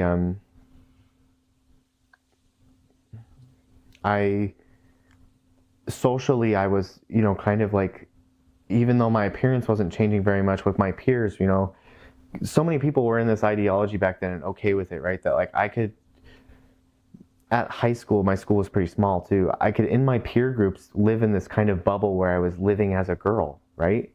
And so I was completely ready to just continue this in a way where I was okay, now I can get the medical interventions. Now I can look different than how I want to, or I can look how I want to, right? So I was just gleeful about running away. And that runaway didn't last very long, ultimately. How'd it go? I ended up hospitalized, and I was kind of returned to sender to my parents' house back in Lodi again. And these, this series of, I had a series of these moments in my life, right? People in 12-step programs call it the geographical solution, where they think that, your problems, if you just keep moving all over the place, it's going to get better, right? I moved to San Diego, I moved to Colorado, I moved all over as an adult, right? Pursuing more different periods of medical intervention, pursuing my substance problem. And every time I would get to these places, I was still there, unfortunately. So the solution never worked, because everywhere I turned, there was me, everywhere I went. So, and eventually these geographical solutions to my identity crisis and these things that I was going through just, eventually just shattered. I think the word that keeps coming to my mind is escape. I talk about that so much with transgenderism, is that escaping something, and he was trying to escape this distress you felt, but then you use drugs to try to escape reality. You keep changing locations. If I'm around the right people, the right things, I can escape. And ultimately, the problem is ourselves, like our own sinful heart, and we can't ever escape that. And at the end of the day, we're still there, and we can't escape who we are and who God made us to be. And we need that person to find redemption and wholeness and hope in Christ, instead of trying to run from that person and try to escape.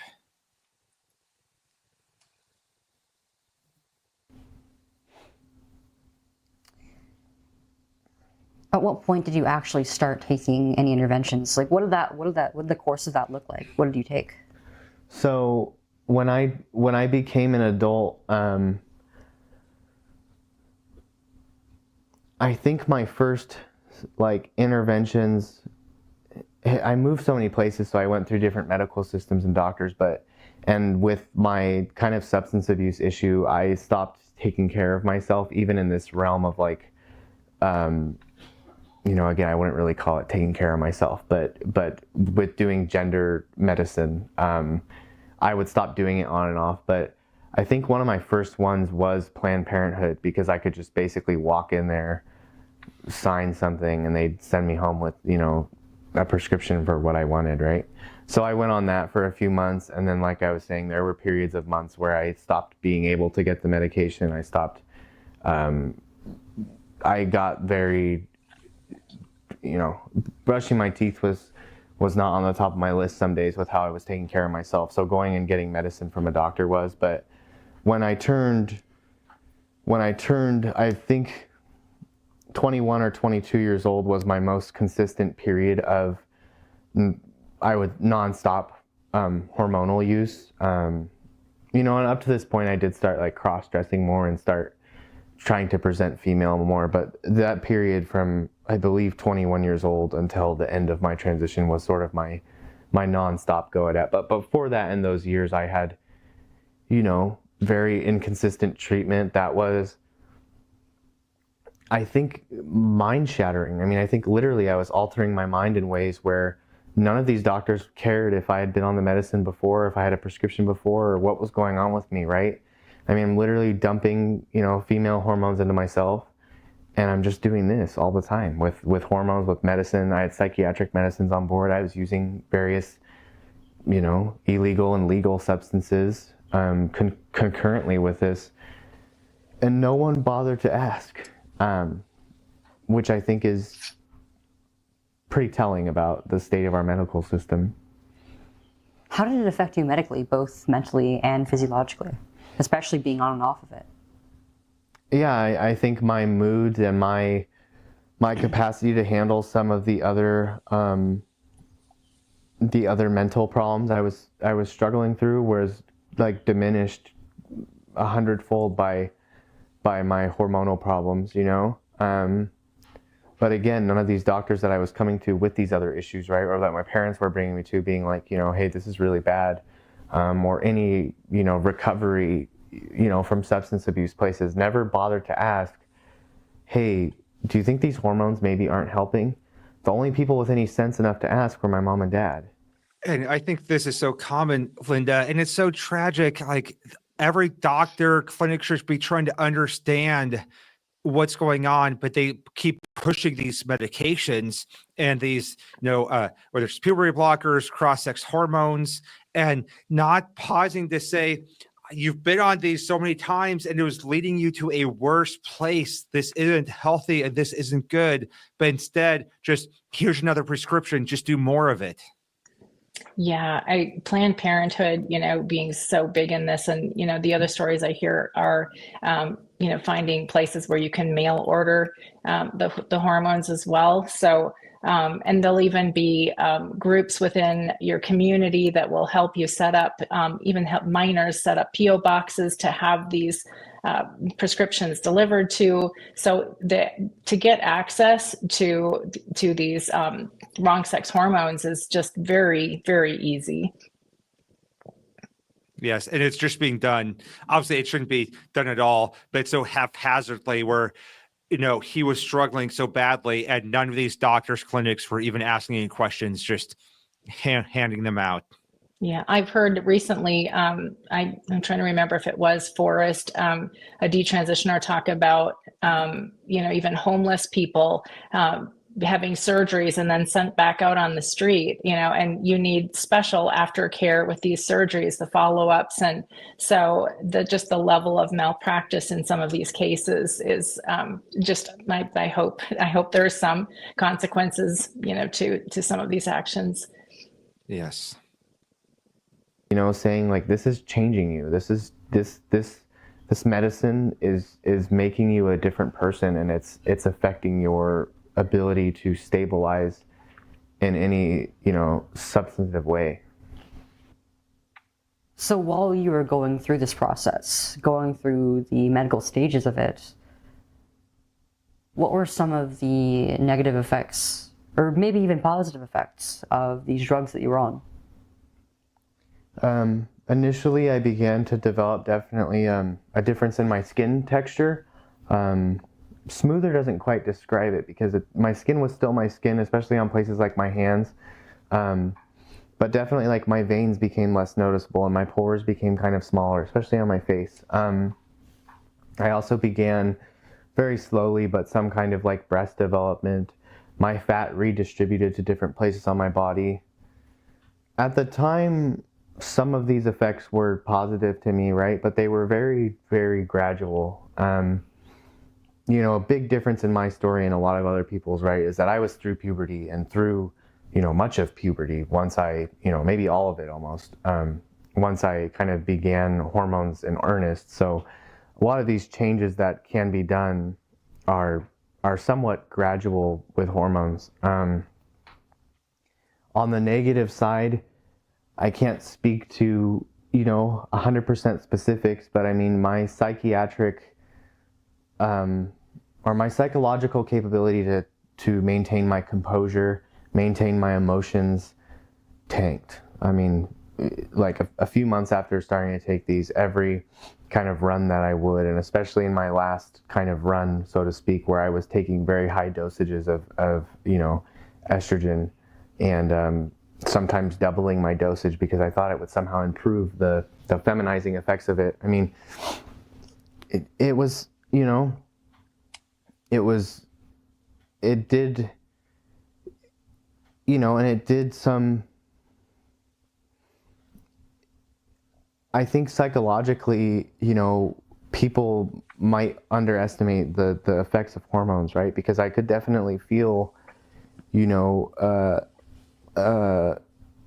just emotional turmoil when these things were fluctuating. I mean, just full on, like, just a crisis in my head all the time. Not only of the hormones doing it, but also like my obsession with the hormones as this like ritual that was somehow going to solve these problems about my insecurity.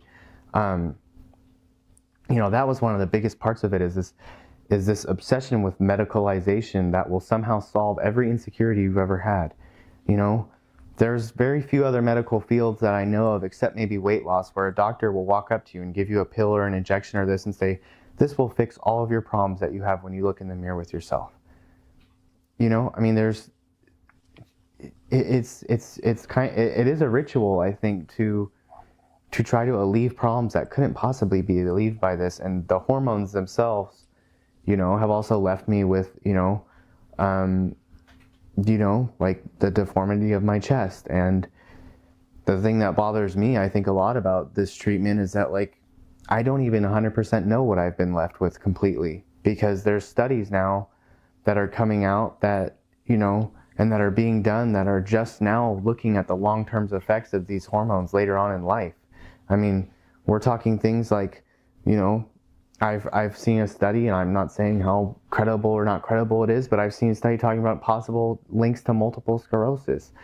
I've seen things talking about life expectancy, more likely to get certain types of cancers. I mean, I think one of the more horrible things about these medical interventions is that, we're doing this, giving people no alternatives for treatment of what they call gender dysphoria. And we don't even know what these things do on a long-term basis. we really can't say. I don't think that anyone can say confidently there are no complications to these, because we don't have enough data to say so. And I think that's a crime that will eventually be of historic note. Yeah, Linda, it's so tragic, and it's so true that this is being given as the answer to all of your problems. And it's just ludicrous to think that any medication is going to solve the discomfort, the dysphoria, the depression, the image issues, the insecurities. And yet, here, take this pill, and it's having devastating consequences. And I think that now the studies are showing a lot of those devastating consequences. And the more we know, the worse it looks. But so much of our world is completely ignoring that and will not acknowledge the devastating consequences that the medicalization has in the long term. Yes. Oh, that's, yeah. The list goes on and on and on. I kept compiling lists, and they just keep growing of the different things. And we've seen early on, heard from parents that have shared different complaints that their kids have health issues that they were trying to figure out, that seemed to clearly be coming from taking wrong sex hormones, which totally makes sense. We know how important it is to keep these things in balance. So, I'm glad that we're at least getting some coverage of that now, and I think it is making a difference in court cases. I just read of one this morning. I think it was in Australia, but it was a judge who was very well equipped to just take down some of the arguments with the information that's out there. So that was encouraging to me. The other thing that he mentioned here, he mentioned earlier, I like the word when he said that he, became absorbed. And here he says, the obsession. And, hearing of that too, once again, makes me think of that so many of these kids have ADHD, OCD, and autism. So it's so fitting that, they would become very obsessed with these answers and going down this pathway. Absolutely. And sometimes we become obsessed with all kinds of things that we think will be a solution to our problem. But most of the time, those solutions don't have just such tragic, horrible, devastating consequences. Sometimes they do, but just this is such a bizarre answer to someone's problems that it's ludicrous that it's being peddled on our kids and our adults. Right. And I guess, I keep bringing this up about the comorbidities. It's because I'm seeing the vulnerability. We're talking about very vulnerable kids. And, that was the thing that really struck us early on, that this is a group of very vulnerable kids. Not that there aren't kids that don't have these vulnerabilities, but yeah, it's just, we've said this before, puberty itself can be enough of a vulnerability, but we do clearly see some of many of these comorbidities showing up. Is there anything that you personally have been left with? For me, mostly, I was told when I went to the doctor very early on in my detransition that, I would be infertile, and they were pretty sure of that. Obviously, that's borne out not to be true. And mainly just the fact that now with the breasts that I've developed, or the resemblance of breasts, I guess you could say, my insurance does not cover removing them. They covered me getting them, but they didn't cover me removing them, which I think is sort of interesting to note. And every day I wear a compression fabric essentially to remove a binder, to remove the appearance of those, and it's detrimental on me physically. There's so much that could be said there, but we see people have so many medical side effects from this, and then it's not covered by their insurance, or sometimes the doctors then won't even treat that or help with that, especially with the bottom surgeries.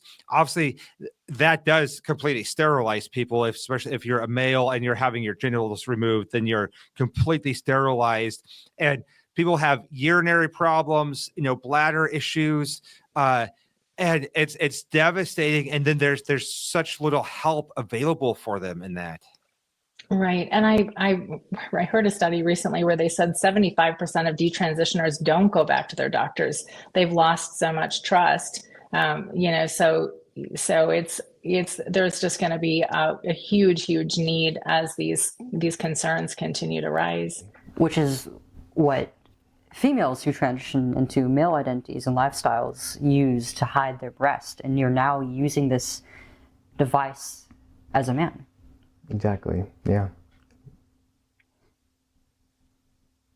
Yeah, it is kind of an interesting parallel I've thought about, that a lot of I think you and I have kind of discussed it, like these kind of parallels between the problems that it's starting to cause me and the problems that maybe it caused you and caused other young women and women before. I mean, it's a very negative impact on my life. And I think that, again, it's interesting that we have a medical system that will gladly deform you, but will not as happily or eagerly go to fix you, because I think to some extent they realize that that would be an admission of guilt. Why do you think that there's such a motivation to promote and do these procedures in the first place? And why do people like us get ignored? These institutions, I think, have been infiltrated by this ideology that we've kind of talked about, this evil, this ideology that's accompanied this evil, that if you question the, veracity of their claims, if you question the truthfulness of their claims, the goodwill towards their patients that they may or may not have, that you are somehow bigoted or evil or angry or just lying or deceiving. And I think that I would go so far as to say that we are contradictions to their theses about us, right? Because they see, to be able to get these experimental treatments by, they have to kind of simultaneously claim that if you do them and you regret them, then they're not that harmful, right? And for some of us, I think that can be like more true than others. I think that some of us suffer from more complications than others. But for the most part, I saw no real benefit from it in my life. I saw no positive outcome. My mental health deteriorated. Everything that you could measure deteriorated once I was administered these things. Catastrophically. I know a lot of people like that. So if you have people like us where that's the case, and some of these things are more difficult to reverse or to treat after, then it contradicts their whole worldview. And I think that makes them very upset for us to be contradicting their worldview. Were you just on estrogen, or were you on, did you undertake any other? I was on they assigned me, they prescribed me estrogen, and spironolactone was the usual other one that I was on, and they prescribed that, to my understanding, as a testosterone blocker. So it's a diuretic, I think, but the off-label use is a testosterone blocker.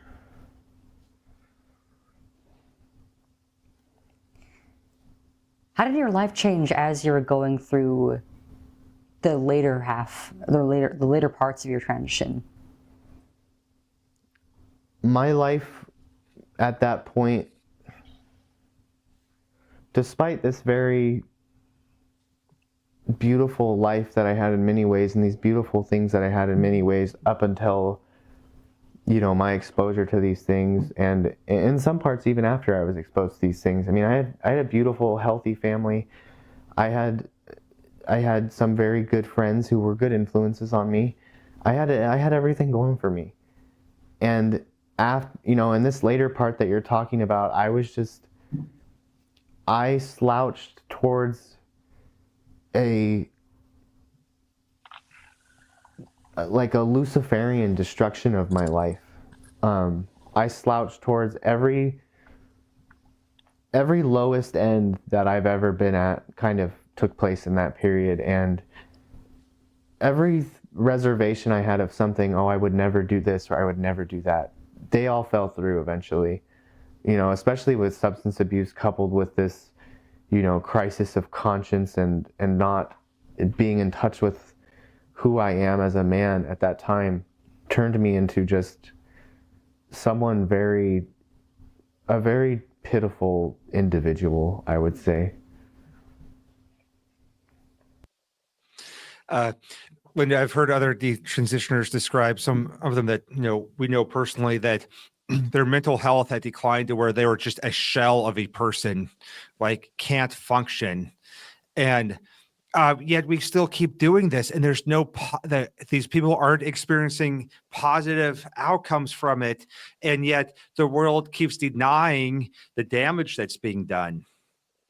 Yeah, I couldn't help thinking of James 1:14, just that, but each person is tempted when he's lured and enticed by his own desire. Then desire, when it's conceived, gives birth to sin. He just talks about that path, as he continued to move forward on that path. And, it's really sad that, they, after, they get to this place where he said, he just continued to get worse.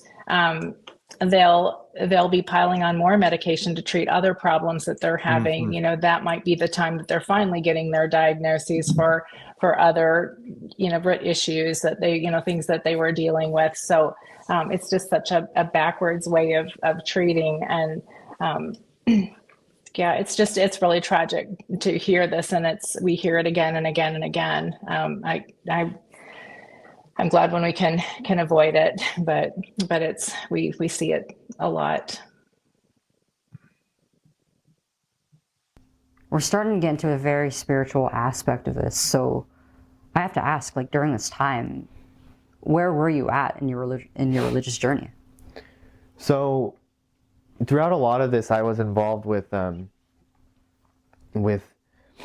some radical left-wing people, and I can tell you that throughout a large portion of my life in this period, that my God was unironically communism.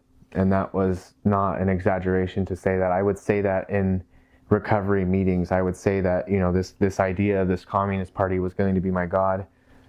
And that, of course, annihilates any relationship that you can have to something real, I think. And later on, though, after that, and during kind of the end period of that, I started kind of searching out for a real kind of higher power in my life. And eventually I found that in,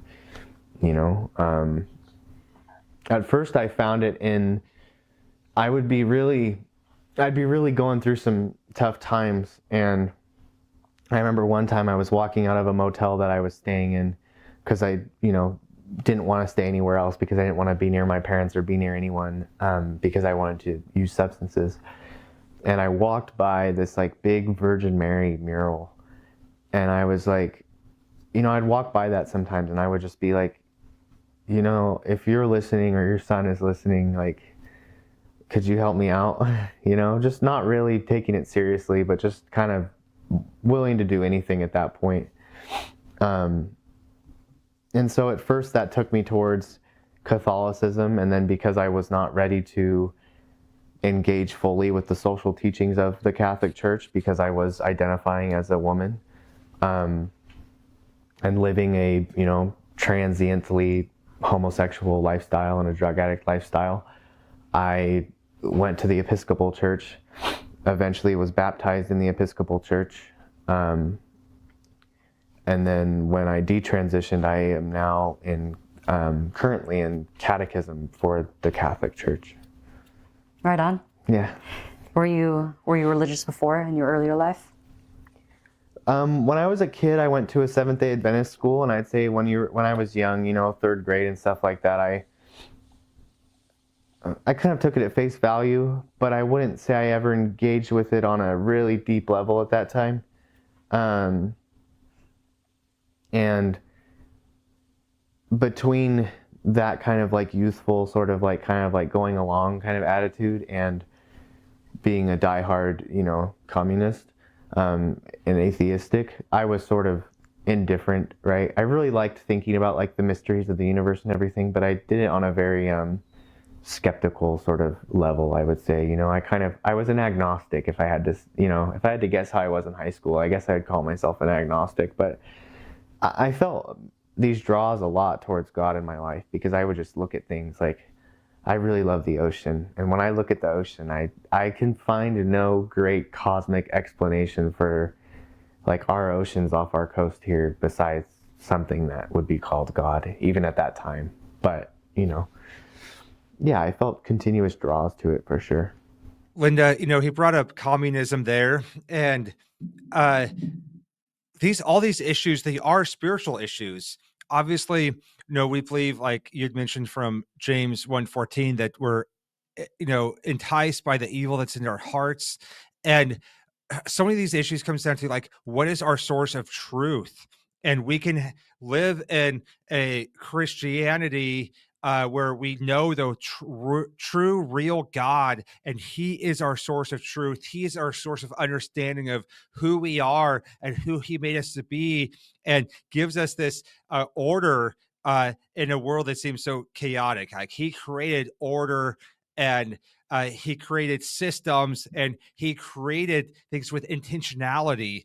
And when we deviate from that, we become our own gods, and we turn to other gods to try to get the answers to things. And we see that spirituality so much within transgenderism. Oh, yes, definitely. I mean, that's one thing I've appreciated Carl Trueman for, the rise and triumph of the modern self, that there's that need for something outside of ourselves. And I think there has been so much about self-esteem and self-focus and all of the self. And so there's just such a strong desire to take hold of something outside of that. They're obviously in that place of self, they're in so much distress and pain, and so you can see why it can be a tempting thing, and it's the most prevalent thing in our culture right now too, coming from all different directions. So it definitely is a very popular thing for trans-identified young people to be also identifying as communism. They do encompass the whole belief system. Absolutely. And there's so many things that could go into that, specifically with communism, but kind of like this lack of taking responsibility for yourself. I don't know what all those different areas are, but making yourself your own god. There could be so many different spiritual parallels there. He was agnostic, and said he had a draw towards God for so many years, and it's like that's true. I think true of all of us in some ways, because we have the law of God written on our hearts, and we want to understand what is true, but it's our sinful hearts that just hardens ourselves and pushes out the truth and suppresses the truth. Yes, and what a beautiful, I mean, just hearing this redemption story unfolding, really to hear how far, he said he had hit bottom, or, come to the end of himself there, and to see that there's always hope. So it's a beautiful telling. What was it that eventually led to the end of your transition? So I was, a few months before my detransition, I was at like this incomprehensibly horrible end of the road of my life. I was very deeply tied into substance abuse. I was hurting my family. I was hurting everyone I knew. I was probably more or less literally killing myself slowly. Every day was just horrendous. A lot of it was of my own doing. And a lot of it had to do with this anger and rage over, what I looked like at like my, my male kind of phenotypes and my, secondary sex characteristics. And I think that's an interesting statement, kind of this rage over his male characteristics. And I see that in a lot of people who've transitioned, where they're desperate to erase any evidence of who they're supposed to be. But some things can never be changed, and the hormones might change some things temporarily, but there's so many markers of who they're supposed to be physically, with their memories, with their family, and that can just never be changed or undone. It's not a surprise that there's such a demand for affirmation, right? Because they themselves know it's not true, and so they so much need that, to be heard constantly. Mm-hmm. But I got through a lot of the I got through eventually, by the grace of God, a lot of the substance abuse side of things. In my life, after that period, it improved to a really high level. I mean, I was doing really well. I met a girl I really like, or a woman I really like, and I had a great life. But I had this just like shadow just following me around of this gender, ideology madness still, that was slowly, even as I was really approaching kind of the zenith of my life so far, was slowly kind of towing me back towards that old life, right? It was like this vestige of it that was just like clawing on, wanting to like bring me back into this really bad world. It was literally pushing me back into, desiring substances to try to like ease this mental pain of like, feeling like I look too this way, or I look too that way, or this is too big, my jaw is wrong, or anything like that. And one day and it sounds sort of silly, I guess, but I was watching a video of a now departed Catholic priest named Mark Beard, or Father Mark Beard. And he said, and I was having these thoughts, right, of like, I really don't like this community, so to speak, that is surrounding gender ideology. A lot of it's predatory, a lot of it's hedonistic, a lot of it's evil. Not to mention toxic. Not to mention toxic. It's not like I had any very good friends that, treated me very well among these people. But he said, like, paraphrasing him, he had this one homily where he said, you're either walking towards him or you're walking away from him, and that exact part, you're either in or you're out, you're either walking towards him or walking away from him. That idea that like, the reason that things are not, even though I have everything I want now and I'm free from this awful disease that was destroying me, is because the core problem of this gender crisis in me is still here, and I haven't extracted it yet. And I remember looking in the mirror, and this was shortly after, my facial reconstruction consultation. You're about to have surgery. I was. I mean, it would have been, the surgery itself would have been a few years out, but I was about to also go into I forget the name of the operation, but shortening my Adam's apple, and that would have been in about, I think, a month or two from when this was. I forget the operation's name actually, but I just looked in the mirror and I thought to myself, like, maybe it would be okay to just be me. And the fact that I attributed being male to me for the first time, and even just in my head for, the first time in more than a decade, was mind-boggling. And I think, and so I started taking slow steps, I started like telling my, significant other. I kind of told my parents I was thinking about it. And then the day before I had a job interview, I stopped taking the medication. And then the day before I had a job interview, I went in and I cut my hair all the way down to shorter where it is now, which is even as a young man, I think we talked about this earlier, that's still a pretty short length for me. And I went to that job interview and I said, hi, my name's Luke. And that was it. I've never looked back since those moments. And Wow, what a powerful moment where he just finally contemplated, what would it be if I was just me? And he knew that was male. It's beautiful. I know when I watched this the first time, I was just like, arms in the air, hallelujah. It was just to hear, this is what we parents pray for. And we've gotten, we've had the chance to experience some of these stories right now too, and see lives changed.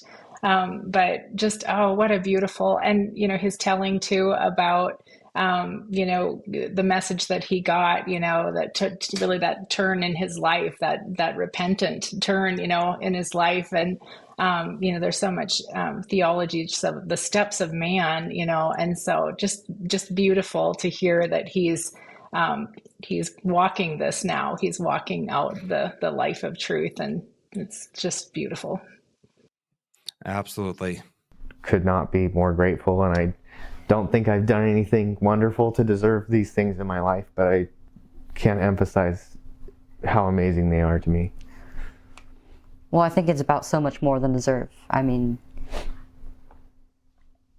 you had the maturity to be able to reflect, to look at yourself and understand that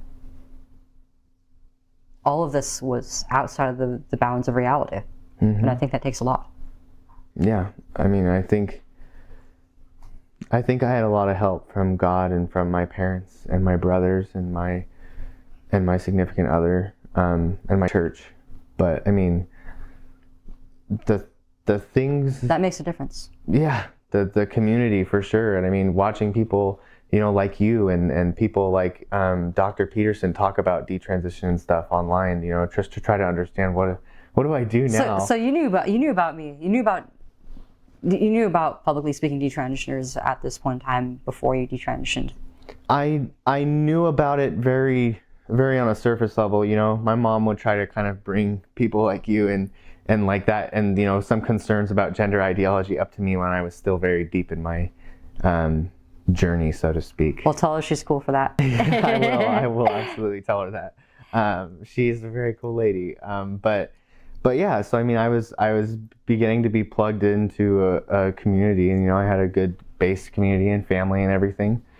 But a task of the magnitude of retrieving me from where I was, I mean, in a very deeply bad and just malignant place, I think only God could have done that for me, and I think He did.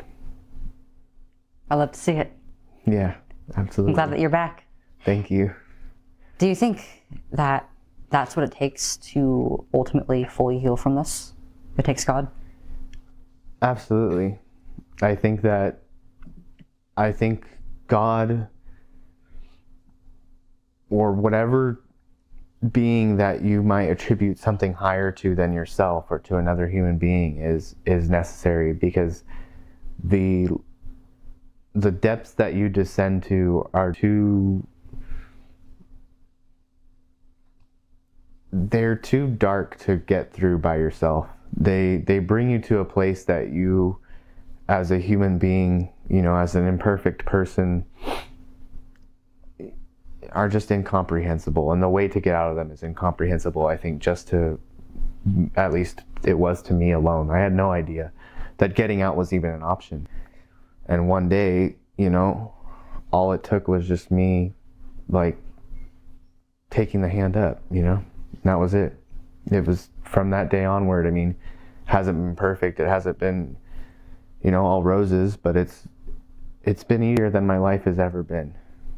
I think that's the Christian life right there, right? It's not perfect and it's not roses, but and there's hard moments, but he says that his yoke is easy and his burden is light. And God does stuff in us and for us that we never could have done on our own. And so, that should, for parents and friends and coworkers who are trying to navigate this with other people, it's like we have a role to play, but ultimately it's God who brings them to a sense of reality, and it has to be God who does some work inside of them to kind of bring them out of their spiritual stupor. Yes, I think there's just so much for parents in that clip.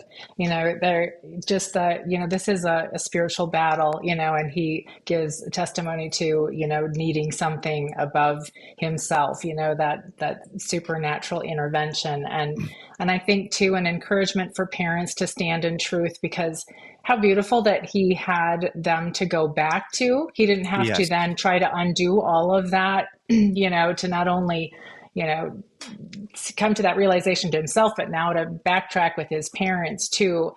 So that part is just such an encouragement. And Absolutely.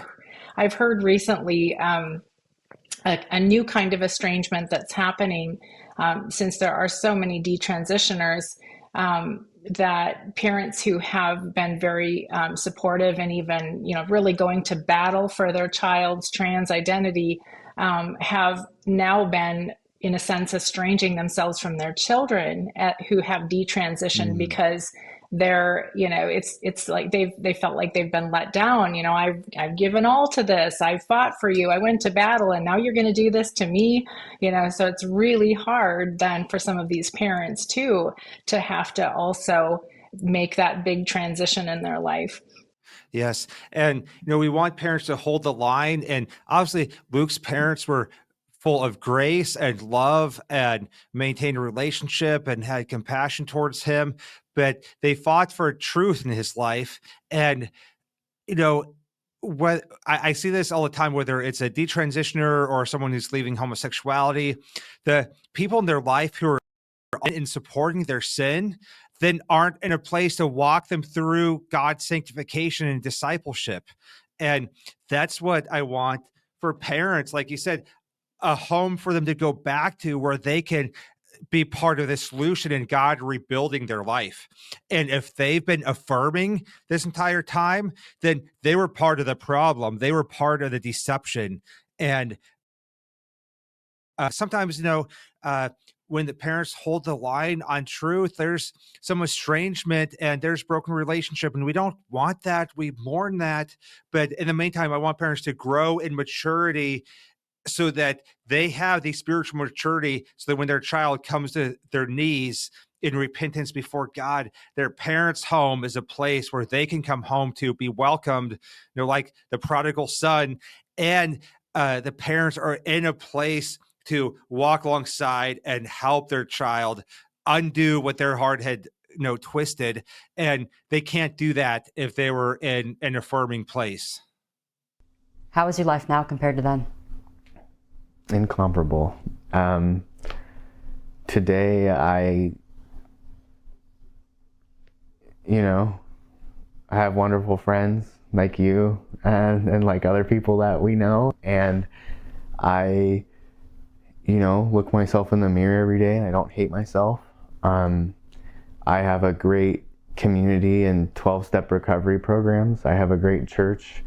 I have a relationship with my brothers, and particularly my little brother, that I never had before, that I never thought would be possible, and with my dad and with my mom.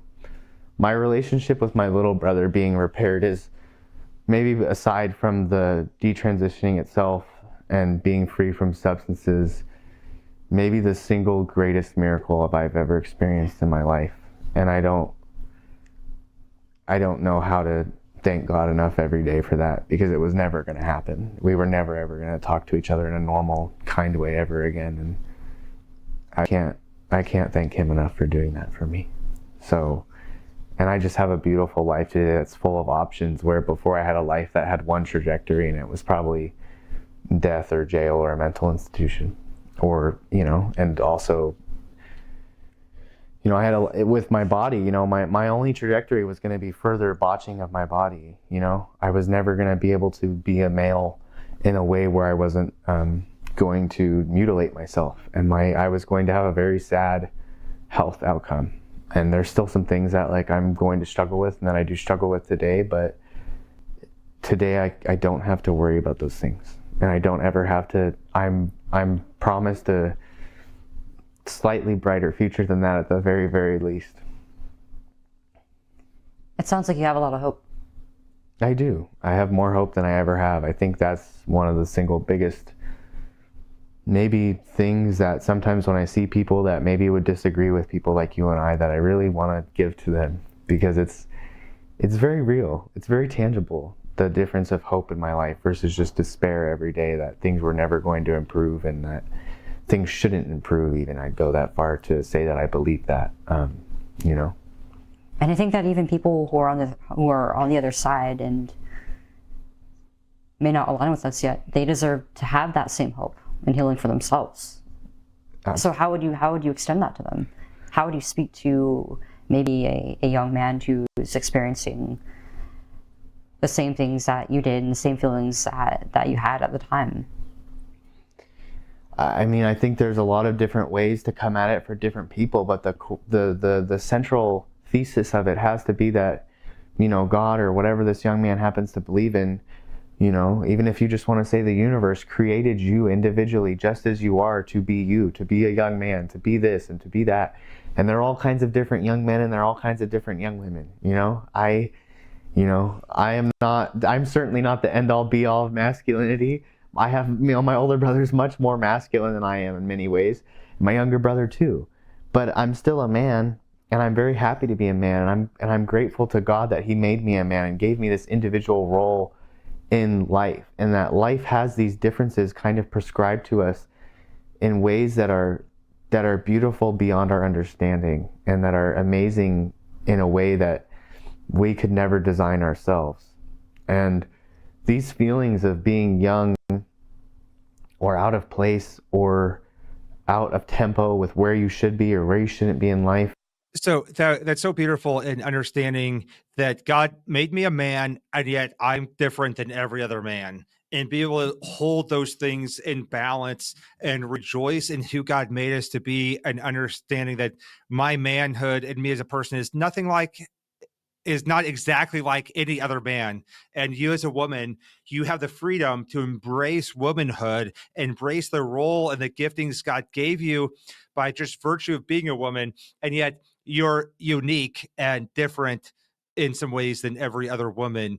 And I think if we embrace that, it would solve so many of our issues in putting people in these boxes and making them insecure and their talents and abilities and their looks and so many areas that initially caused some of this distress.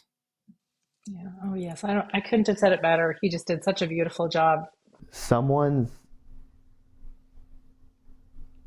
commandment to you, who's another human being, to how you have to be and how you have to resolve this by hurting yourself in any way, with gender ideology, with substance abuse, with, you know, talking bad about yourself, with doing things that you know you shouldn't, is never ever the answer. I can tell you that I'm not that old, but I've done a lot of things in this same vein, and it hasn't just been transitioning. You know, like I've emphasized a few times, substance abuse has been a part of it too. It's never fixed a problem, and I've been at it for, you know, I went at it for more than 10 years, so I would know if it did, and I can promise you it doesn't. So I think that just knowing that, and that things get better than those kind of like awkward times and those kind of like difficult moments of, you know, self-doubt when you're young. There's a brighter future ahead, and it gets brighter if you just let it, you know, and if you work towards it in a way that's not destructive to yourself.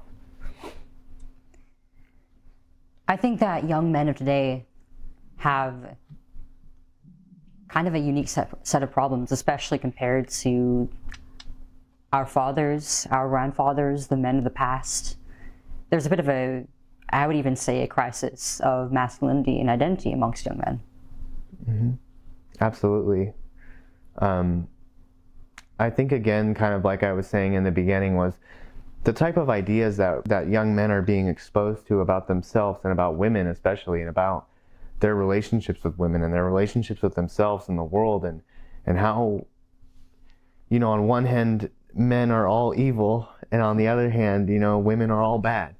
And, you know, it's like society is communicating all these ideas at once, I think, maybe almost on purpose to be confusing, but they're bewildering. They were bewildering to me. I had no way to process these ideas as you know, a young person. And I don't think there's really a lot of reasonable ways to process these ideas, because they're not reasonable ideas.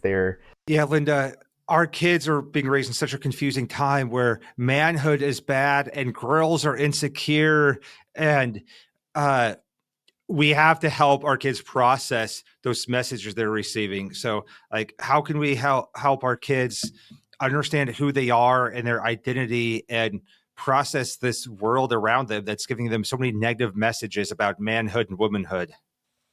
Oh yeah, absolutely. And try to pull them back, from all, the measure of those influences. We can't avoid them completely, but being intentional about, getting them in healthy spaces. Absolutely. And, developing relationships, we're listening and we're trying to help them we're trying to help them understand what's going on in their own hearts, because it's so confusing. They don't even know how to process that at times.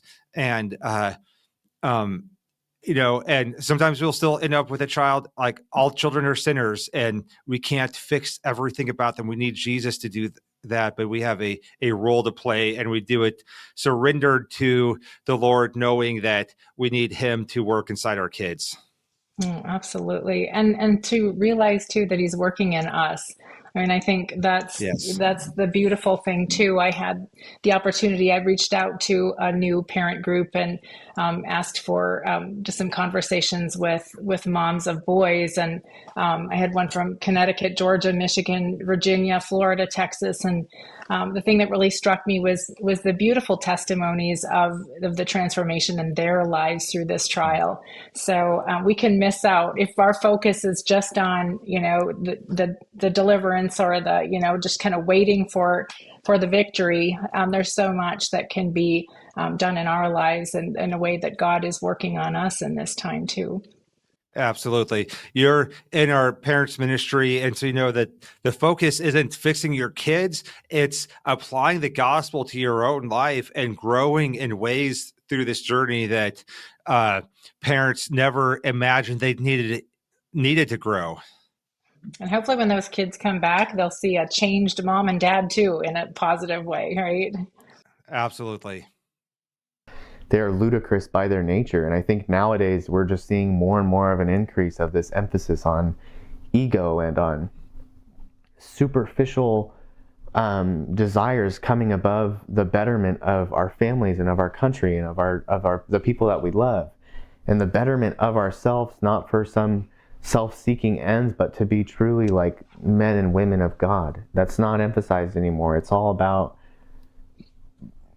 gratification, and there's nothing to aspire to anymore that's above another dollar, another another virtuous social cause that I'm a part of, or another modification I can do to my body to fit in with my friends, or or sexual gratification. We've stripped our society of higher aims than that, and I think that's made young men crazy in many cases.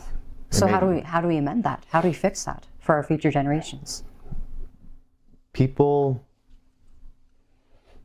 I'm reluctant to say that I have the answer to this. I think that alongside these very confusing social pressures, there's also the very confusing phenomenon that every 24-year-old my age has every answer to all the world's problems. But I will say that I think one of the main things that I've felt, and that my mom has talked to me a lot about, is people need to take their families back, and they need to say, they need to be able to sit down with their families and say, this is what is acceptable and what isn't acceptable. And if you want to talk about it, if you see something at school or work or something that we need to talk about because it's totally wrong to you, then we can talk about it. We can talk about it frankly. We can talk about uncomfortable things. We can talk about comfortable things. We can talk about things we never heard of before, to try to understand them through a family's lens. But I think that we have to stop letting our children be raised by social media and by tablets and by media, which is full of people that do not always have the best intentions for our children. If I have one sure idea, I would say that would help. Absolutely. We have to stop letting our children be raised by ideologues that do not want what is best for them, even slightly. So since you are the first male who I've interviewed on the subject, do you think there's unique experiences and struggles that males who transition and detransition experience as compared to women? Absolutely. Yeah, I mean, I think men transitioning in general, I think we can often sort of fall prey to more of the, very acting in very sexually inappropriate ways towards, females and other people in these communities go. I think that, like men, even men in dresses or men identifying as women tend to be on a whole, not totally, but more predatory than, their female counterparts. And I think that we were being taught that acting that way is okay. I also think that there is a huge component of despair in male transitioners, because when you're talking about being a man, I think this applies to many men across all kinds of levels of, masculinity, if you want to say it that way, and all kinds of desires about life someday. When you are emasculating yourself for so long, it is impossible to me to think that is a productive spiritual road to go down. And I think it takes people like me and people who are still on that road to very dark mental places. And the shame of abandoning ourselves as men is sometimes very insurmountable. And the embarrassment of coming back to being men after living this very kind of, I think it's fair to say, sort of shameful, sad life for a long time, sometimes doing really horrendous, grotesque things, is horrible. And I think it is unique to men in some ways, and it's universal between all of us in other ways. I think that in general, there's a lot less forgiveness for men for pretty much anything. It's a lot harder to come back socially as somebody who was emasculated for years as compared to a woman who was more butch or more masculine. Yeah, Linda, I loved what he said about, taking our families back and making sure that we're the main influence in our families' lives. There's a lot that could be said there. I know there's been so many studies done and articles about how kids are detaching from their families so much younger, to where they're still living in their parents' house, but they are under the authority of people online and social media. They've emotionally detached and are no longer being influenced by their families as their main source of influence at the age of 13, 14, 15. And so that is a major red flag. And like we don't want to flip out and just live in a bubble. We have to teach our kids how to navigate the world. But I think that navigation means we're maintaining that attachment to them much longer by decreasing the amount of influence that social media and the media technology is having on them, that is the main driver in pulling them away. Yes, I think so too. He really nailed it. Just taking the family back. The other thing too is just he talked about being that voice in their life too, really challenging and saying no to things. We've found that we end up seeing a lot of desisters, of kids that came out younger. The parents had more time to work with their children than be that voice in their life, and there was tension in the home. Times too there was pushback, but in those cases, as long as it's done in love, they continued to challenge their kids in these areas. We did see where the children recognized that they were on the wrong path. They could see how much their parents loved them, and there was healing in the family. And I think that's so important. I lost track of the other thing that he had in there too, but there was so much wisdom in what he said there. I think, go ahead. Oh, yeah. And then he was talking about how it's so hard, especially for males, to come back, and they're so kind of ostracized after so many years of, demasculating themselves. And I think that's why we need to lead with a massive amount of humility.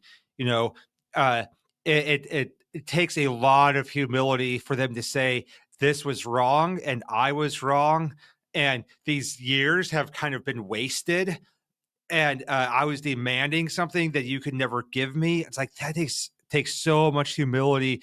We need to meet them with that level of humility. And we should have that level of humility when we know Jesus and know that we are wretched sinners who deserve nothing, but it's by God's grace that we are here.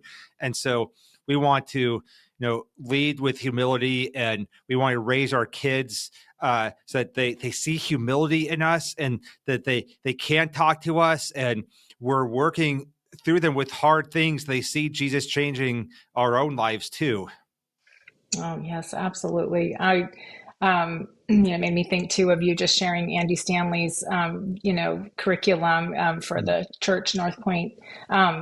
And just in that, just seeing how they're really giving the children the reins, in leading, and not, so I think that's a good example of a bad way of going, not taking control of your family, or, yeah. Absolutely. And I think that there's so much wisdom we need to have, and what that control looks like. A couple of places where we can get off in that is just clamping down on behavior and not actual discipleship of their hearts. Raising them in a bubble to where we think that we're protecting them from everything, but they're still not discipleship to have their heart remade by Christ. And I see all those errors being made at times in families, and I'll meet with parents who'll say, I did everything I could to protect them from the world. It's like, but what they needed was a transformed heart. So we want to protect them from the world, from social media and all that, and yet we still need to disciple their hearts, have an environment where they can talk about anything. We're helping them process the world, and we're somewhat focusing on what's going on in their heart, and not just like clamping down on behavior. Right. I know my husband would say, just that concern of the performance Christianity, we're just concerned about the performing and not really understanding the heart. And sometimes that can be hard as a parent when we're busy on the training. We want to make sure we're covering all the area and helping them on the right path, but that we really are intentional on hearing the heart and pressing in and being curious and questioning, why they're making the choices they're making, why they're frustrated, or whatever might be going on in their life, that we just take the time to really hear them out and hear what's going on in their heart. That leads into my next question of how, as men who have transitioned, you guys often get boxed into two archetypes, either the homosexual who became transsexual, gay effeminate men, or autogynephiles, men with paraphilias. But what do you, as a male detransitioner, think about those two categories? Like, are they too narrow? I think that, and I haven't read enough, I hope I'm saying his name right, Dr. Blanchard's work. I haven't read enough of it to speak on it extensively. And I think that the work that he was doing in some ways was, before I criticize it, I think I'd like to say that it's very fearless in some ways, because I think he took a lot of flack for that work, and he, was easily, cast out of a lot of circles for that work. And him daring to ask questions about it, I think was very important. I definitely think that autogynephilia exists. I myself would say pretty confidently that even as a fellow transsexual, woman, so to speak, I was, preyed upon by people who I would very squarely put in the autogynephile category in ways that were, very innocuous all the way to straight up, sexual violence. And those people certainly exist. A lot of them they go so far as to admit it. Some of them don't, but it's very obvious in their behavior. I don't know as much about his homosexual archetype, to be honest with you, but I it seems, from what I do know about it, it seems reasonable that exists too.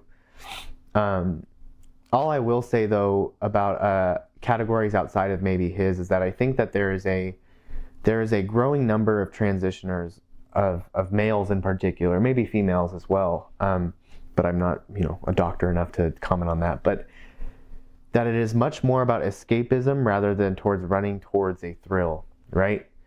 If I wanted to use an analogy of substance abuse, right? people talk a lot about substance abuse. Some people who use it being for escapism, right? Like this kind of classic art, this kind of like classic stereotype of a guy drinking because he wants to forget this horrible thing he'd done in his life, or he's having a very hard time in life. I think there's a lot of that in male transitioners. I think there's a ton of it because there were very few, if any, moments for me where transitioning was an enjoyable proposition. And I knew a lot of people like that. Our lives as and our conversations as two transgender identified males literally consisted of telling each other what was male about our faces or our bodies, and telling each other what we thought of we could do to fix that. None of it was, in many of these conversations, was about sexual gratification. Even at least it was misery of our own body's sex. And I think that warrants some research of what that is and what that really isn't. I'm not a psychologist, but I think that does exist outside of his categories for sure. Sure. And I mean, while I think that those two categories do apply to a lot of people, I feel like people like you who are in it for the escapism are often overlooked and unfairly blamed or accused of being either one of those things. I think there's truth to that. My only caveat would be that I think that in transition, and I don't want to speak for everyone, but for many people I know and for myself, transitioning, a great deal of it composes of hurting other people and is composed of harming innocent people. And and my behavior, at the very least, was many times completely unacceptable throughout this process. And how so? I was a hedonistic, lecherous person. My sexual relationships with people were not healthy. My relationships with women were not positive or acceptable. My views of sexual relationships between other people were not within what I would call acceptable boundaries. And that's not to take a beating to myself or anything, but I think this lifestyle, when you live just based on what feels good next, you inevitably are going to hurt other people. And so I think that even if in people, like me, or if that is what I'm like or not like me, there are always traces of the more harmful parts of like what Dr. Blanchard's like autogynephilia and the things that we see running throughout it that are inevitable in the life of the transgender identified male. You talked about how, you and I personally even have extensively talked about how through our transitions we hurt our own family. Linda, before we go on, and they're going to talk more about, the harm to the families, you made such a strong point on just the escapism. Mentioned a couple of kind of psychological disorders, and we don't have probably the bandwidth to get into those today. But we see so much transgenderism that's about escaping of, I don't like who I am, or I don't like these circumstances. And, like the especially the Caucasian male boy who, like, it's looked down upon to be a white male in our culture, so they can escape that. Girls who are insecure about their bodies, which is like every girl, because it's like hard. Puberty is hard, and make all these transitions. And what they're told is that if you are uncomfortable with your body, then here's a solution. You can escape that uncomfortableness. And it's like, no, like we need to shepherd them through in a healthy way. But I think all of us who are involved in this world a lot see so much escapism of, this is not doing anything positive or good. It is trying to escape something that felt uncomfortable or, just displeasurable.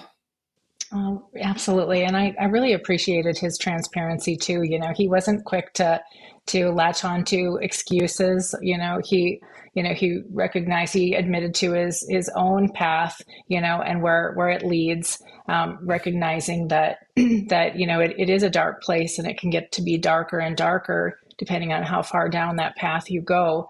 So, yeah, there are propensities, like you mentioned too. There are different, the transsexual, the transvestite, the autogynephile, but Even with that understanding, I'm lost a train of thought here. I lost it. Must That's be a okay. cutout here. We'll put that on the Yeah. blooper reel. Yeah, right. Oh, there was something in that. I did really appreciate his transparency, though, not making excuses for sin, and really kind of shedding light on too, once you go down that path where it can lead, when you kind of do wonder, when does the prey become the predator, right? Mhm. Some of these individuals that he's talking about that are predators, you do wonder, how did they start out? Where was the first step in their life, as they Yeah. went down this path? And like they've always said, like most people who are abusers were once abused themselves. And you go from being the prey to the predator. And I see so much that with the transgender ideology, some of them not like, child predators like maliciously, but like they truly think that they're helping someone by helping someone along in this process, and at some point they are going from being the prey to being another predator. I mean, it's clear how even though you tried your best to push them away, they still cared about you and they still fought for you. Do you think that down the line that there's anything that they could have actually done or said that could have potentially prevented this?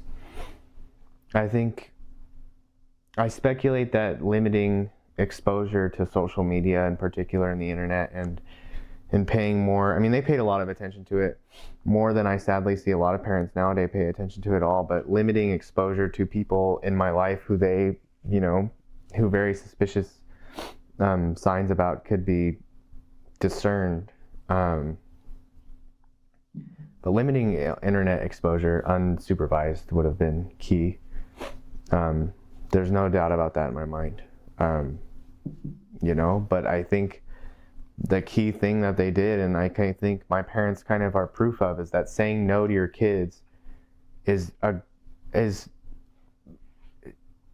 not a parent yet, but maybe the most important thing you can do in some ways is saying no to your kids. Saying yes to your kids, I think, is easy, right? Saying yes, let's go get ice cream, 8 times a week would be great, right? But you can't do that. Because if you're just going through every whim of your child, you're going to hurt them and turn them into I think, I'm not a parent, but I think a narcissist eventually, and I think into a person who is just controlled by whim. I think they call it, if I remember right from my limited psychology classes, I think Freud calls it the devouring mother, just saying yes, yes, yes, yes, and not saying, this whim isn't healthy, so we're not going to do that, right? And my parents didn't just have my whims to deal with, right?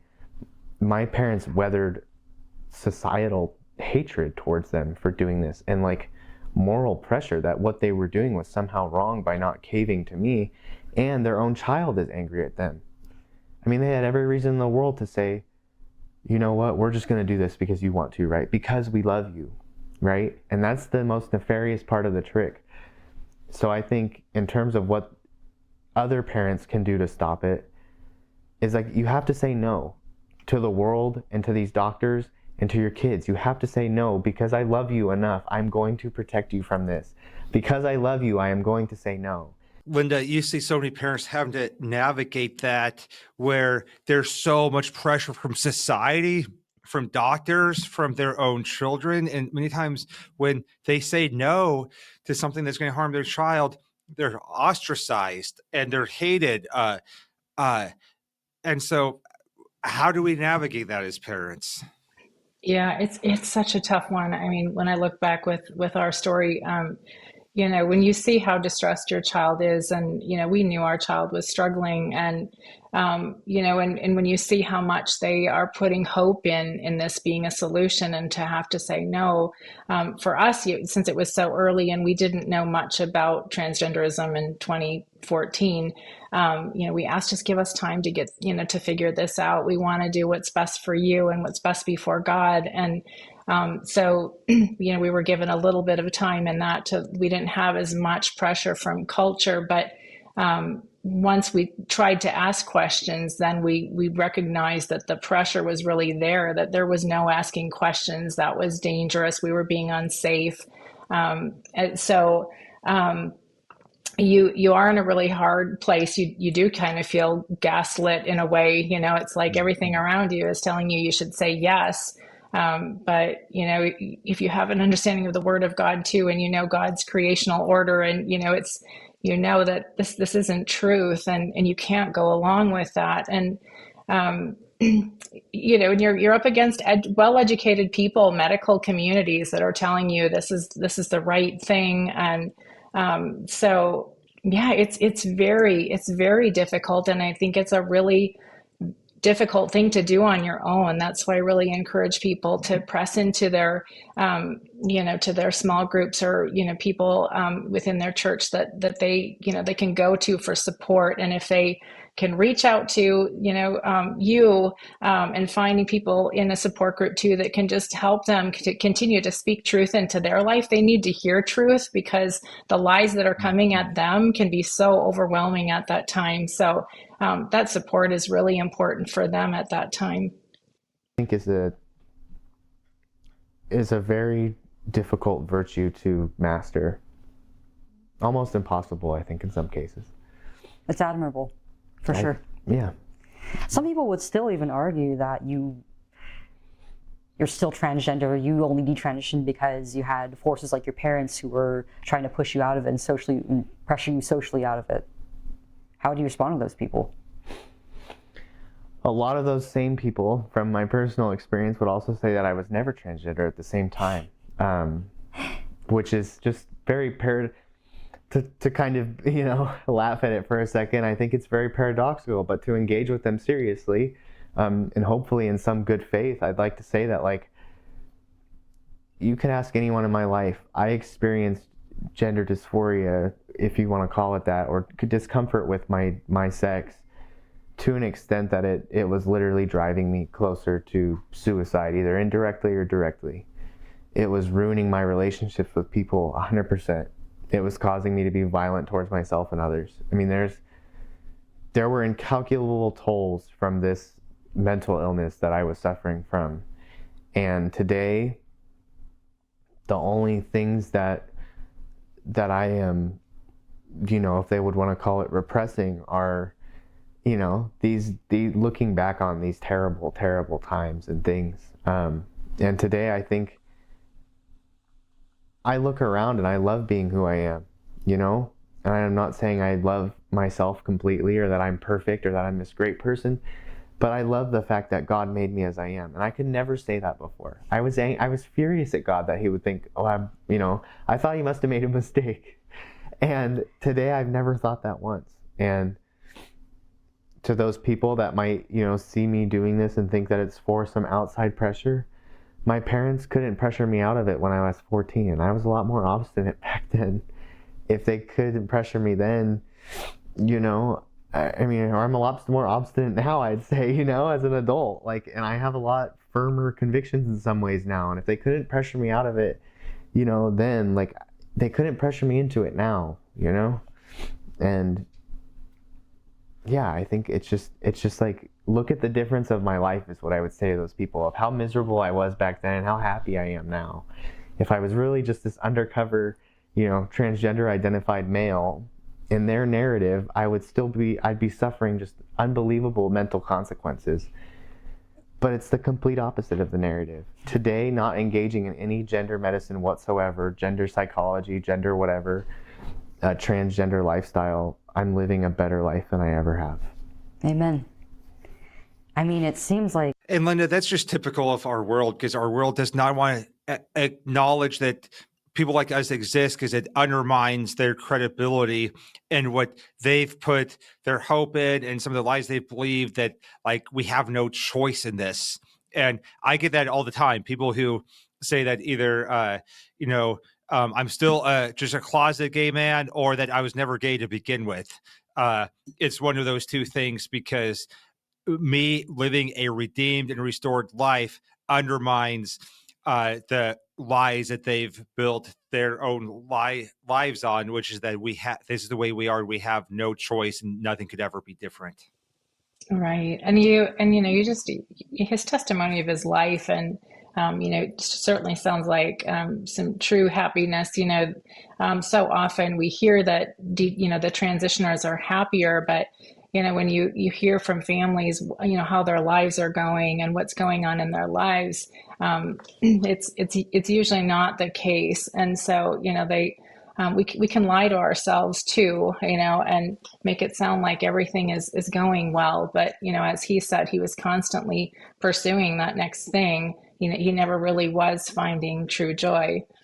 I mean, the pain that, and the agony that you're going through during that time, is such a jump from the way that you are now. And even, I would argue, and correct me if I'm wrong, the pretty much peaceful childhood that you were living before that point. Absolutely. My life today somehow is much more like than I was when I was a small child than when I was like a younger adult. And there are these forces that are subverting all of that and leading you to believe that living somewhere like living the nice life that you had in the valley was something terrible, that there was life to be lived beyond that you were bigger than that. Mm-hmm.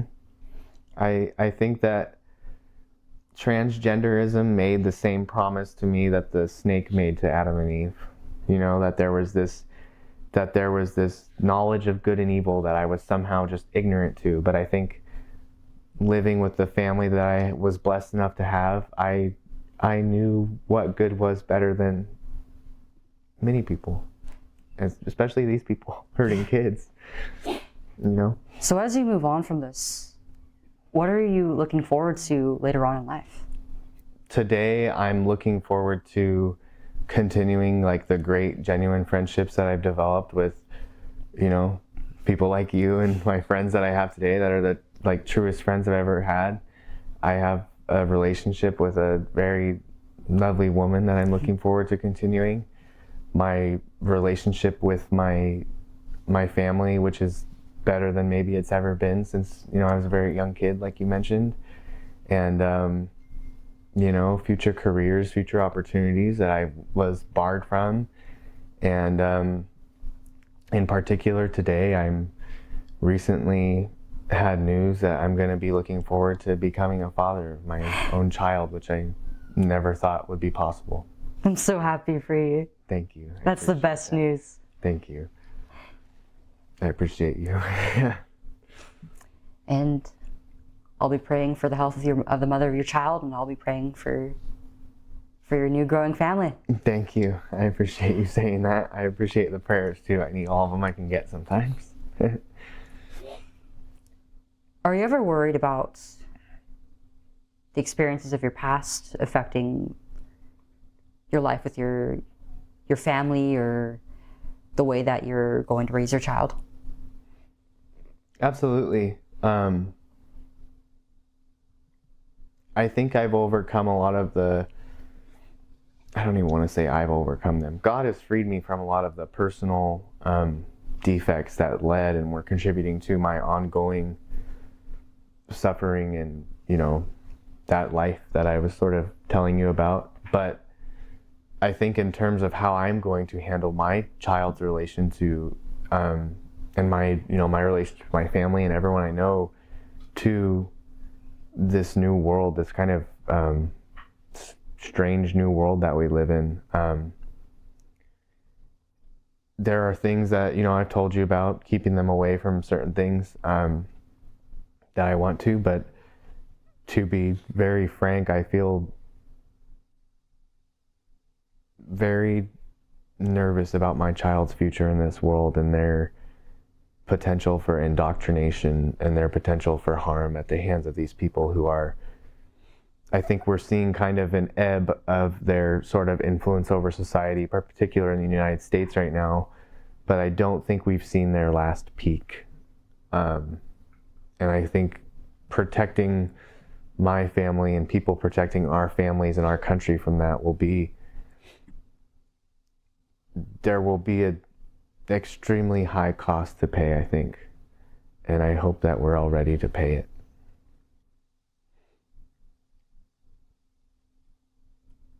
I think you're absolutely right about that.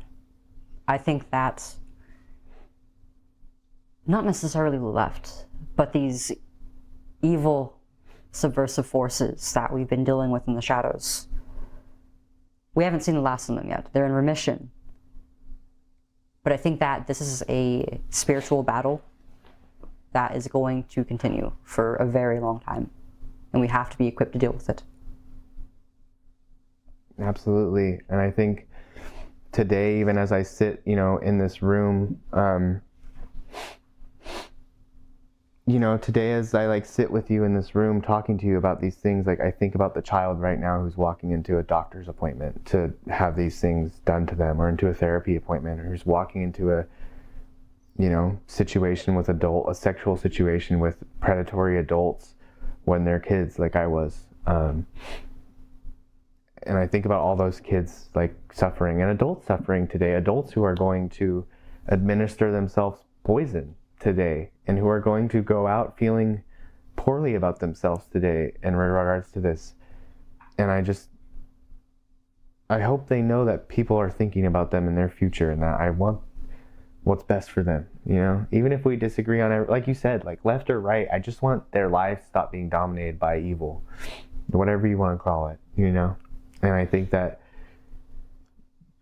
like you were saying, I want to see a future without pain for these people, and for people like us, and for people who right now would say they aren't like us at all. I want to see an end to the pain for those people. Absolutely. Yeah. Well, I think it's a very kind message to leave off on. These are people who aren't acting out of pure malice.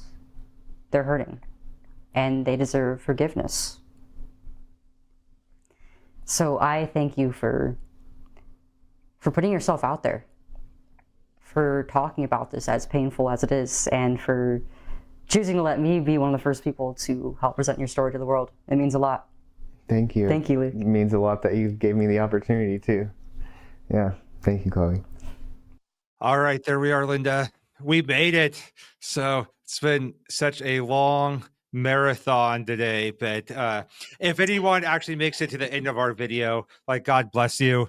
Let me know if you actually make it this part, and I'll owe you a sausage McMuffin or something. So, but I want to just give people some encouragement. At the end there, he said, he has fear of this world he's having to raise his child in, and there's a healthy amount of that fear on. We need to know what's happening in our world so we can protect our kids. And yet we don't want to just be overcome with fear. A verse that just popped in my head as he was saying that, Psalm 91, it's starting verse 1, he who dwells in the shelter of the Most High will abide in the shadow of the Almighty. I will say to the Lord, my refuge, my fortress, my God in whom I trust. And so we don't want to respond with just fear. We want to have trust in God. And that trust doesn't mean we turn a blind eye to the world. We have to navigate it with our kids while we're trusting in God to do some great work in him. So do you have any just parting advice on how families can do that?